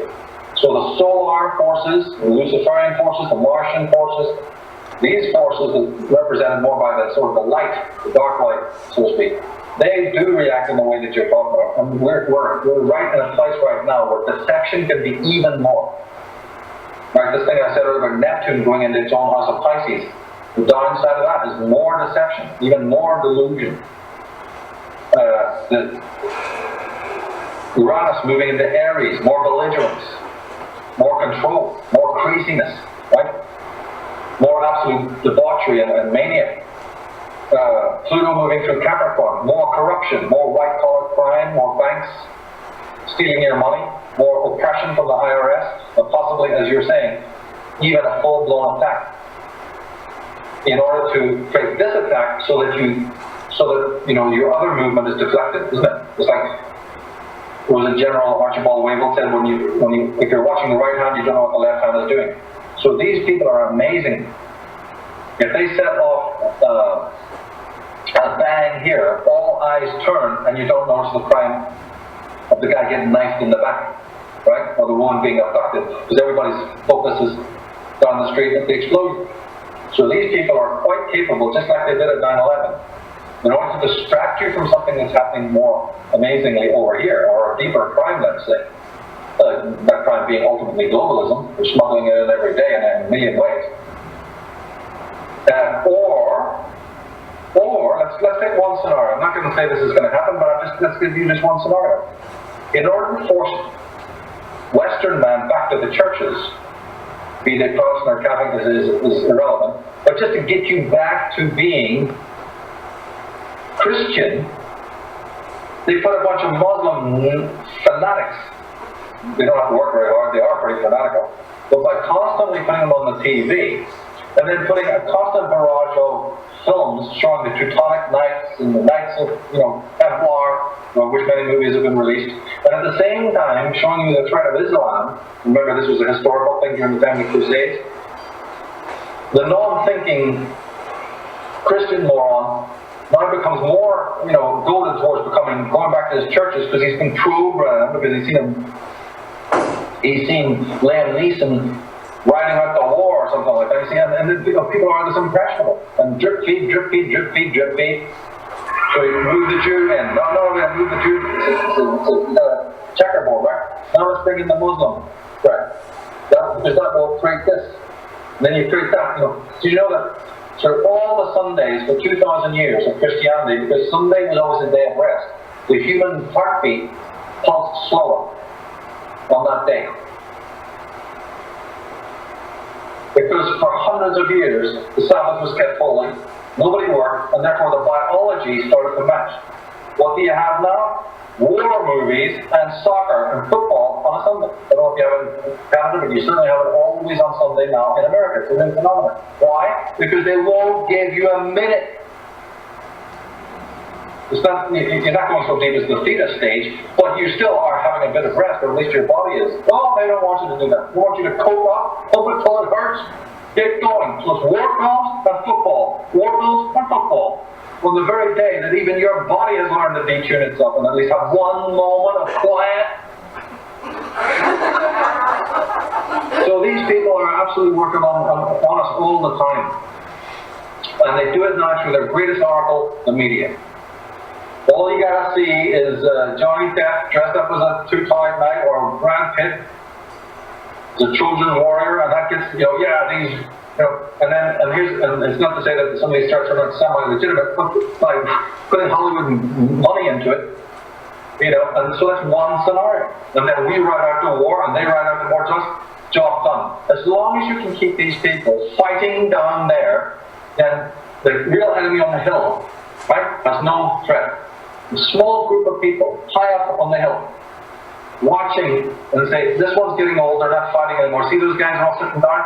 Right, let's concoct some other three-headed monster, some other saber rattling. And if you look at it, down through time, it's exactly what they've done. It's so easy to understand. When Starsky and Hutch and Fame came out in the early 70s, everybody dressed like Starsky and Hutch and Fame. When Miami Vice came out in the late 80s, everybody dressed like Miami Vice. As you move through the 90s, you got something else going on, everybody dresses the same. Now they're doing the same. Then it's tracksuits, then it's fucking... People follow the TV, well, we'll take it 2 steps up, and they're doing exactly the same, ideologically. The Columbine, I've always said that the Columbine killings, those kids, all that spate of kids going berserk, was to literally force people back into the churches, because that's exactly what happened. The horror movies that were brought, the slasher movies during the 70s, all are funded by the Vatican. To get people to go back to the church. That's why the hero's always waving a cross in the film to kill the evil one. Because it's back to the church. I don't care if it's Salem's Lot. And by the way, some of these stories are very interesting. I said they're great films. But believe me, behind them is another agenda to get people to come back to the church, because they're scared of the Jesus out of you in these films. It actually does, in fact, have a subconscious feeling that, Christ will save me, the church will save me, wearing a cross will save me. In fact, I think I'm going to go down to the church on Sunday. Who funded those movies to get you to do that? Who does Stephen King work for? They're actually showing you who they work for if you know how to decode the crap that they're writing and some of the other stuff they do. But this is a very powerful force that knows how to work on us in 101 ways. And the old tried and true methodology, which I talked about earlier, the toolkit, one of them is to create a tool, destruction. Here's another bunch of fanatical Jews, another bunch of fanatical Muslims who've done something. The Jews are running around painting swastikas on their own synagogues. During the revolution, you had black guys going bombing their own churches to make it look like white guys. You had white guys going bombing their own churches to make it look like blacks. We're dealing with total chaos. It's so hard to tell the truth. The truth from the lie, unless you have done it through the years and you have gained this, like I'm sure many of you have, an antenna. You wouldn't be here if you haven't got that. A little bit of savvy, knowledge that, hey, wait a minute, it's not so easy. I've understood something here, or I'm going to the sources, I'm reading up on this. I've got some background information on this. It's knowledge, it's education. Right now, the bigger agenda in the medieval ages, right up to say what? Second World War, the idea was we need slaves. From 2012 onwards, that's December 21st, 2012, we want robots. Much about the same thing, but it's just a different policy, right? Human 2.0. We used to have slaves, now we want robots. And they keep dipping in to see how dehumanized we're becoming. This is what my posthumanism thing is about, and that's where we're going. So the idea is that they can use these same astrological alignments, like especially the Uranus and Aries, to initiate, remember? Neptune in Pisces means the ending of one gigantic cycle. Uranus moving into Aries is like a mini simulacra of the Age of Aquarius beginning. Not the actual Age of Aquarius beginning, but it's as good as by Uranus moving into Aries until 2018. So that means that they go full speed now. It's like, get out with me, wheel it out. Technical man. They've been doing it through the ads to tenderize us with the images and the movies and all that, right? For quite some time now. But now they're really going to amp it up. They might even come up with some really incredible discovery that actually even does replicate an organic brain. They're always tantalizing men by having the perfect, sex doll, girl, female. You see, there are 101 ways. If it's not one way, they'll find another way to get people to buy into it. All the time that they're doing this, they never deal with individuals. They never deal with a man as a man, a woman as a woman, with their own individual problems. They're always selling you some collectivistic lie, or playing on your disenfranchisation, or whatever it is. They're never dealing with the real underlying problems of life. So when somebody asked earlier on about how do we fight the Illuminati, you see, we have to do what they don't want us to do, and that's go back deeply into the real roots of the problem. You've got to have short-term solutions. You've got to really understand the deep stuff that they don't want you to know about humanity. What is a human being? Is there life after death? Is there really a God? What am I doing here? What can I be certain of? We've got to go back to the two philosophical questions. They've been asked by our forefathers. They've been asked by every great man and woman who created anything great. So we just got to do the same thing. Start asking those same questions and see what answers come up. But those answers must not be shrink wrapped for others. Don't think in terms of them being homogenized for everyone. They're only yours. And give freedom to other people to discover their own answers. Up until this age, through the centuries, we always have packaged reality. We always want to philosophize and then say, I'm writing a book about it, to tell everybody else, an A to Z manual. But now we know those really don't work. Some are useful on a small level, topically, whatever. But on the whole, what other people say, think, and do, you see, is irrelevant. That's the keys of enlightenment right there. Know thyself. I mean, think about yourself, think about thought, think about reality. But at the same time, you need to also have a hand up to say, yeah, but what you say, what you think, and what you do is your perspective on life. It really can contaminate me. Doesn't mean I don't love you, doesn't mean I'm not, I'm being cold. I'm actually doing something very positive for you by saying, analyze it and think what you do. We don't all have to just, and it's like Ezra Pound, the great poet, he said, the slave is the man who's waiting for somebody else to come and make him free. It's a great, great line. You can only make yourself free. Yet we have thought, no, politics is going to make me free. Religion's going to be, I know, I'm going to die and go to heaven, because then all reality will stand explained. All the confusion that I have here, I'm going to live eternally after life, and I'll have all explanation. The scientists in this world go, no, you just wait, give us more money, give us more time. The Francis Bacon scientism. But we are going to show you, we're going to be all the truth. You just keep educating yourself the same way, mechanically in the schools, and you'll work it all out. You'll understand what God is, what nature is. All lucidity will be in a hypothetical future utopia. Each one is promising you a lie.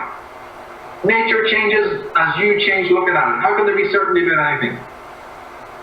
But we bought into these lies that there's something called ultimate, revelation, ultimate knowledge.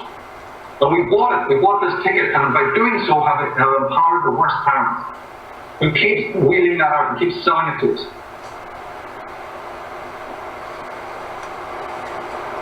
And in doing so, we enslave ourselves. I just had a quick question about some YouTube videos. And in 2012, I'm not sure if it was in late winter or early summer, there were some noises in the air or underground. Have you heard anything about this? Yeah, I've been tracking that for a long, long time. I used to have a lot of material on it, actually. Those noises, I believe, are because they're digging. They're actually down there digging. It's connecting to hollow earth, and it's connecting to a lot of huge projects that they have. Sorry, who's they? Well, the establishment. The American government, for one, and the British government, the establishment. I mean, if people can contact me, I'll give you the name of books that are written by insiders and experts in this idea of underground bases and tunnels. A guy called Richard Sauder actually is the expert on that, and there's many others as well. And sometimes people who've got exceptionally good ears can actually hear this hum of this, but of course they don't know what it is. What it is that there's constant penetration into the earth. In Japan, they have whole cities underground, and they're doing that here. They're doing it in America, I think in Canada, all over the world. Some are already made, alien bases that were there for thousands of years before. If you've read my work, you'll see all the anecdotes about that. Many of them in the Grand Canyon and elsewhere. So they go in and they either expand ones that are already there, or they're even digging, I believe, new ones. And people who are very, very sensitive can pick up that hum. That's what I think that is.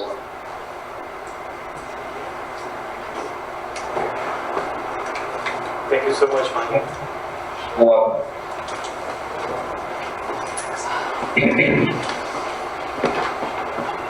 Hi, Michael. Great to be here. Great to speak to you. Can you hear me? Yeah, go ahead. Okay, great. One of my questions for you was, when it comes to ancient languages such as Gaelic and Latin, as well as Sanskrit, do you think it's possible that they were phased out gradually over time on purpose, whether it's because of their metaphysical properties that they had when you actually speak the words, or for the reason of purposely mistranslating things as you go forward in time? Yeah, remember I gave an anecdote a few minutes ago about the green, or the Celtic word Griana means sun, but also grain, and all these mystical meanings. So green man. It's not nothing to do. People think it's the forest man. Originally that was the sun man, the solar man, you see. So all all these languages you're speaking about, including Finnish and you know what's a very important language is Lithuanian. The damage has been done to that language. So colonization. Can you turn the mic off? Give me an echo. All these languages have, let's just say, colonization has a pattern. It's like all criminals leave a fingerprint. And one of the fingerprints of global crime, colonization, is this misuse of language, how the colonizers get in there and not only kill the people, but also kill the culture, starting with the language, because of the magical properties, the language galvanizes people and so on. So the Gaelic, and you don't have to take people's word from outside, their own documents tell them of the threat.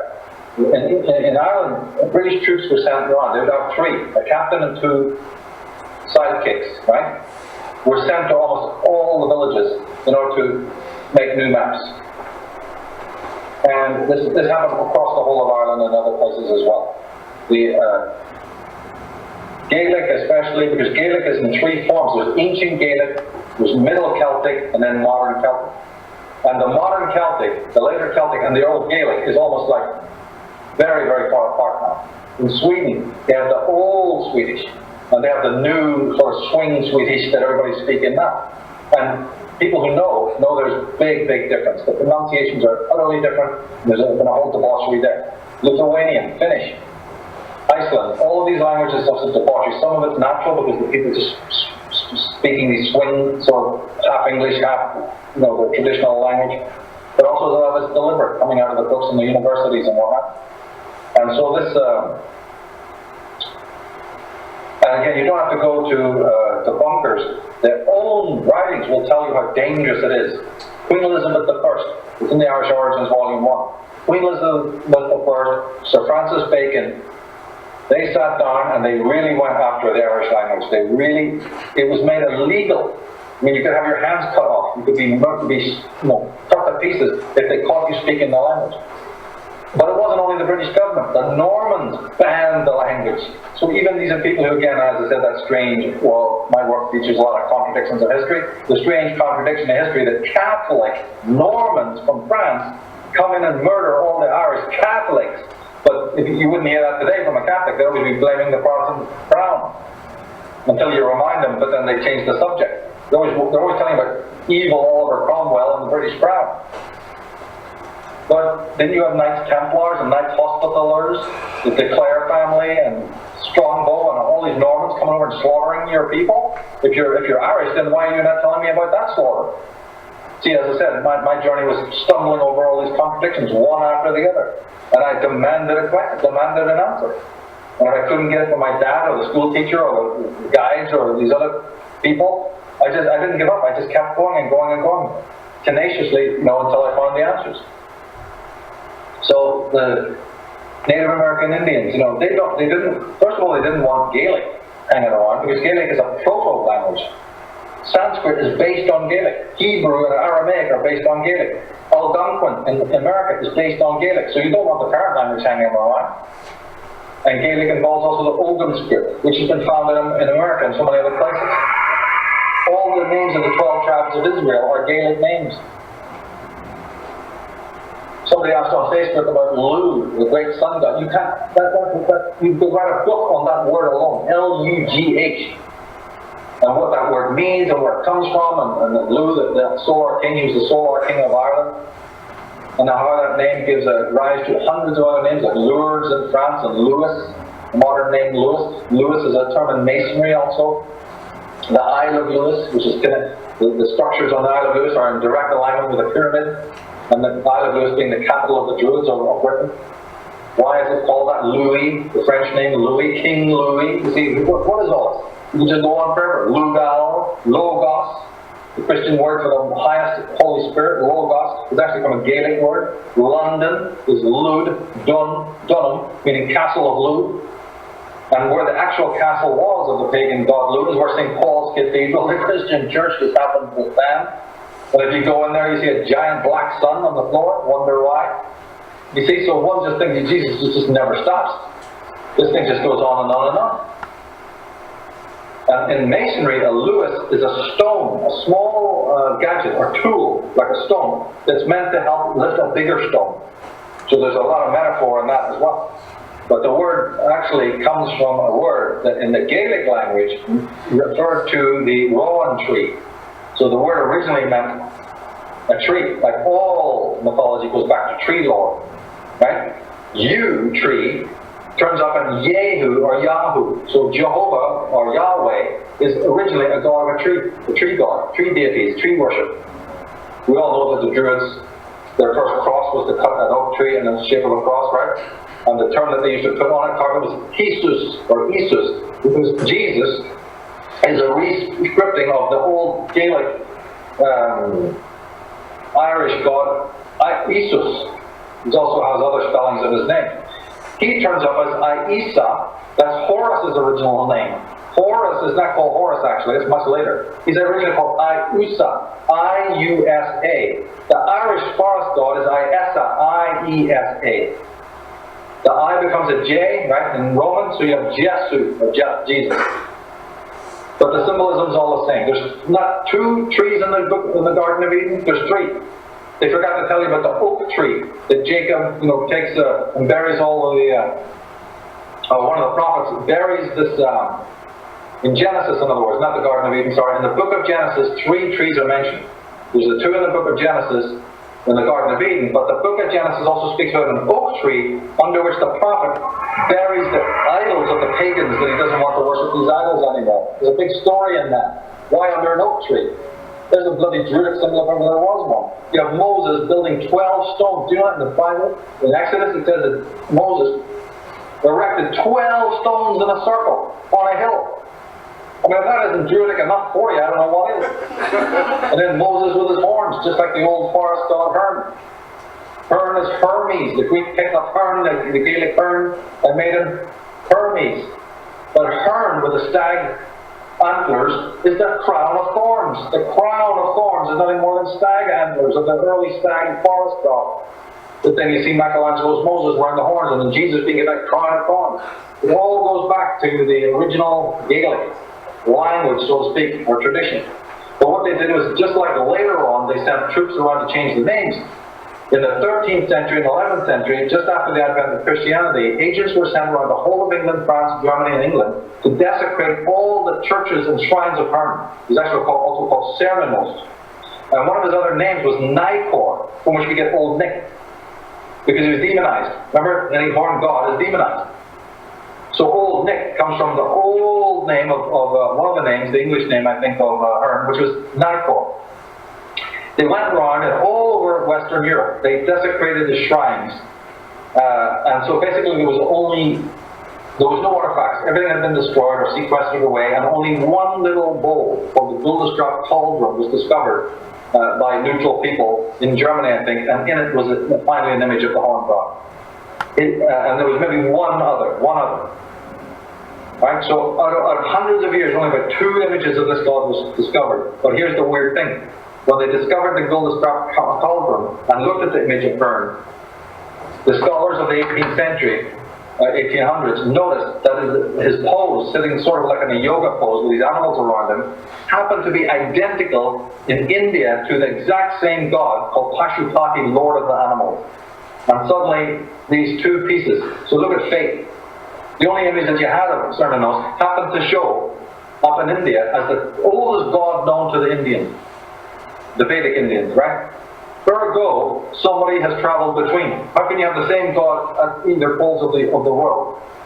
And then as I say, the Irish is older. Well, people can decide on that, whether they think the Indian is older or the Irish is older.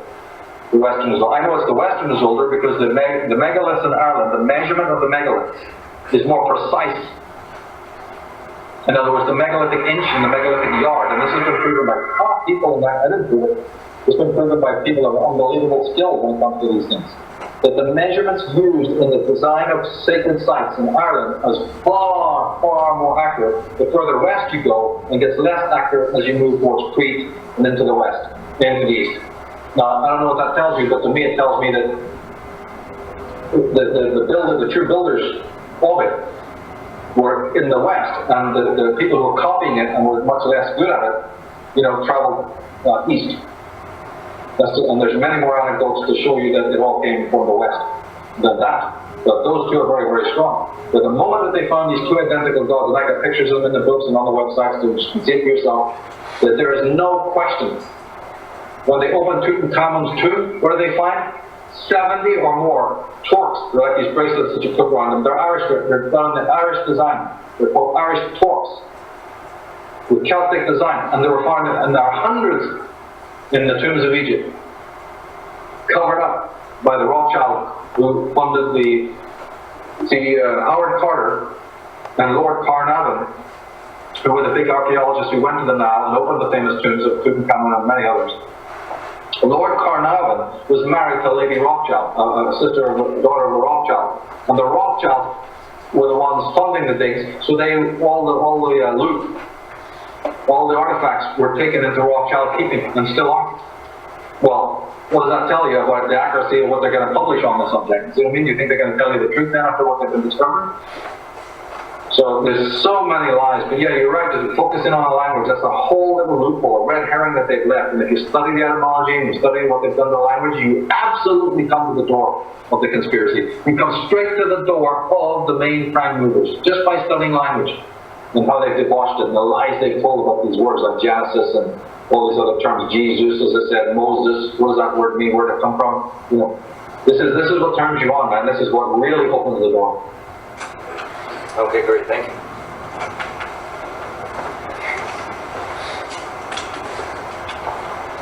Well, thank you again, Michael. You've made a lot of close personal friends here tonight, and I know after we leave here tonight, we're all going to be all the more better for interacting with you this evening. I got one more Facebook question I want to throw your way. It's from Anna, and it says, I find myself searching for a symbol representing the awakening. Is there one, or do you have an idea for one? Yeah, here it is, right here.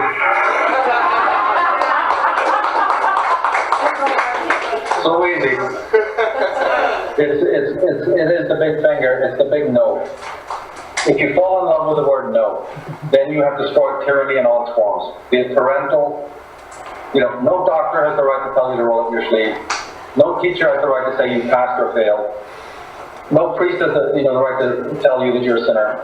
No other human being has the right to tell you what to do, say, or think. And the smallest of words, the no, is like your greatest savior. It's the word of the spirit of rebellion. No, I don't want to do that. No, I'm not going to do that. And what you think about what I just said is your business. I'm not being unkind, but you have to, if you respect me and love me, then you're going to understand what I'm doing. And I respect you. So you do it morally, right? Morally means you give as much as you take. But basically, when something violates your sovereignty, not just your narcissistic, sensational ego, but when something really is violating your spirit of rebellion and your spirit of self-expression, you say no, and you put up the big finger, and you say, and I'm disconnecting myself from what you think about my action. See, we think the right thing, but then we're so concerned about our image in the eyes of somebody else that we kind of again, okay, here we go again, I'll let go, be altruistic. And every time we do that, you know what we're doing? We're not sinning against God, we're sinning against the self. And every little apple taken off the tree, it doesn't seem like a lot at the first. Well, then you turn around suddenly you find your whole apple tree empty.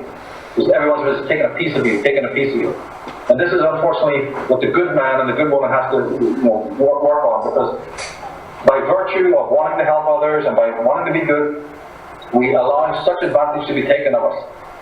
I'll be doing a lot more on that in psychic vampirism, but we don't even have to go that far. Simply materially, with family dynamics and the workplace, and all the other crap we've got to go through. Just simply to be feeling approved by other people. We have to start really standing up and not letting that happen. And the person who's dumb enough to get all peeved about your change in behavior is already lost. The very fact that they can't see that you're a genuine, that's their problem. Now that sounds cold to people, that's too bad, because look at the other orgy of self-sacrifice that we have, and I need your approval. See, a good friend, a truly good compatriot, doesn't need you to be nice all the time. He doesn't need you to show endless approval every 5 minutes. That's a true friend. He's got it. One, he knows you're his friend. He knows you'll be there in the times of trouble. He doesn't need it constantly, reaffirmed a million times. That's a very insecure person. Nor does he himself, want you to need it from him. It's just, it's speechless, wordless. But today, it's always the word, it's always the outward showing of a thing, as if that really matters. It's like I always talk about, hey, if you want this hyper-real global reality, and this hyper-real oneness, which I'm still trying to work out what that is, by all means have it. Like I say, don't get in the world's way when they want the world that they're having. If they want this hyper-real state, go for it. But then please expect to have the hyper-real promises, right? The false love, the false relationships, the false friendships, and the false smiles. If you want a false global reality, go for it, but then don't complain to me when tomorrow everything in your life is false. Well, the relationships and the friendships and the promises and the smiles. Don't do that. And that's what we're having today. There's no more authentic friendships. It's one of the rarest things in the world. Everybody's gadget fixated, which is impersonal, isn't it? It's a relationship, but it's still very detached and very impersonal. And what that's doing is it's creating a generation of children who don't know anything about body language.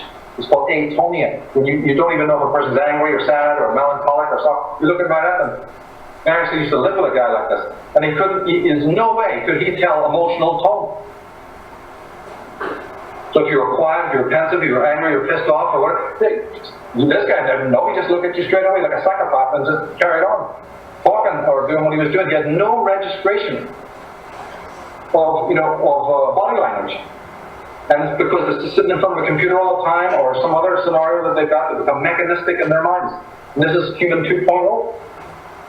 So by all means, work with your gadgets, by all means have technology, but also make sure that you're back to earthy, woody, normal things of life, so that you don't completely have your humanity erased.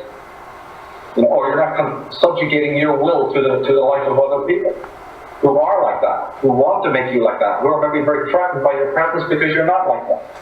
Well, that's okay, let them be threatened. You have to stick to your humanness. It's absolutely crucial at this time.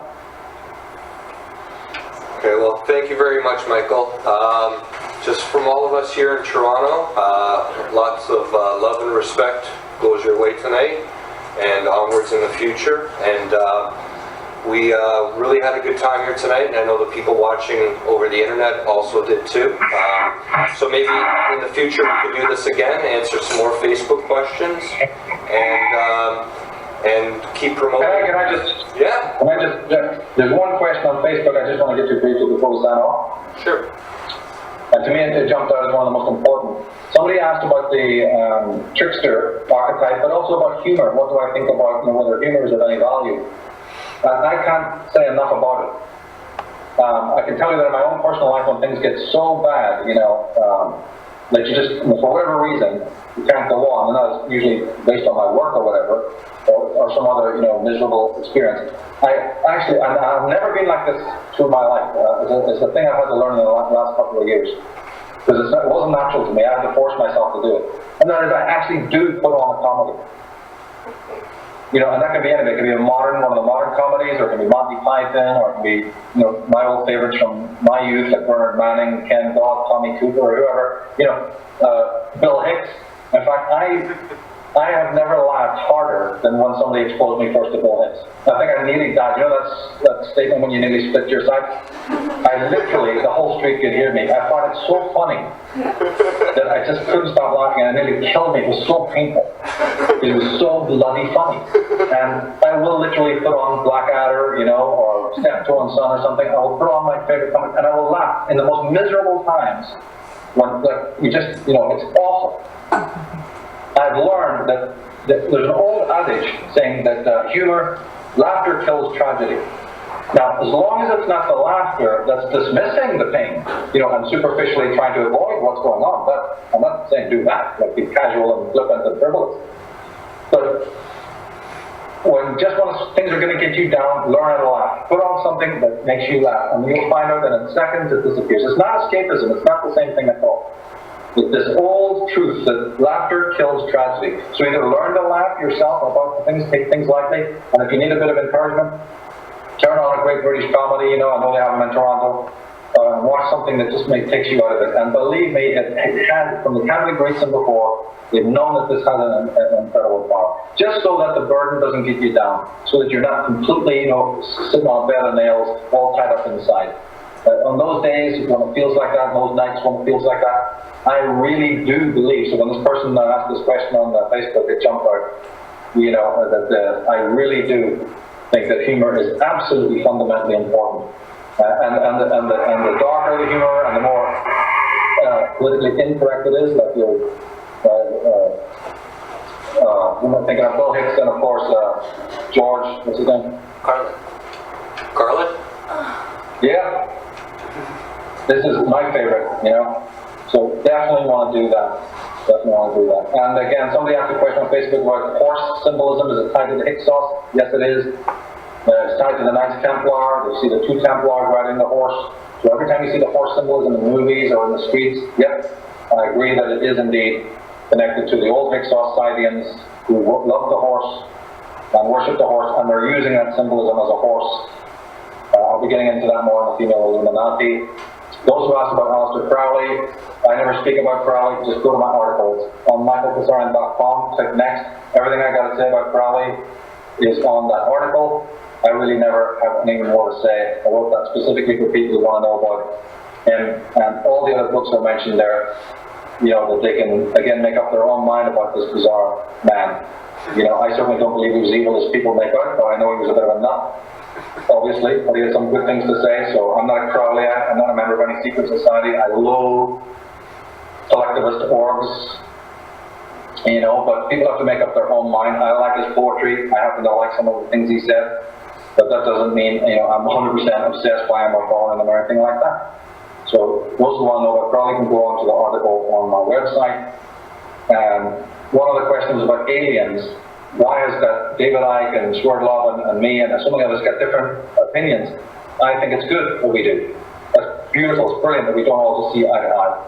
First of all, I'm not that concerned with the alien facts of their coming and goings. I know they were here. So my work only focuses on the effects into our consciousness of their presence. Okay, this is quite the difference. We'll answer that question. I don't care what kind of spacecrafts they had, what kind of tattoos they wore, whether they have this kind of shaped heads, whether they're blonde or whatever. All of that stuff is for those other guys to work out, whether they're reptilian looking or not. I deal with those things to a certain extent, but I am far more interested. I don't care what they look like. They could well look like Chewbacca for all I care. The point is, since they were here, what did their presence do to the planet and to our consciousness? That's where my work basically begins and ends. So what they were doing on their own planet, where their own planet was, what it was called, and all these other questions. Even though it's interesting, it's not something I focus on that much. I have a very specific focus about the effects of alien intervention on us as humans on our own psyche. That's the answer to that question. But anyway, again, I want to give you a big personal thank you so much, Chris, and absolutely want to do that. It's just been wonderful that you've done this, and huge thanks to everybody. Michelle as well, of course, for doing all the work on Facebook. Big thank you to her. Is she listening right now? Yeah. Yep, she's online. She's been emailing me throughout this throughout the event. So yes, she's watching. Huge thanks to her. Huge thanks to Michelle. And to all you guys for even turning up. You are the ones who spent the time to do this, and you should give yourself a round of applause for that. Must be late.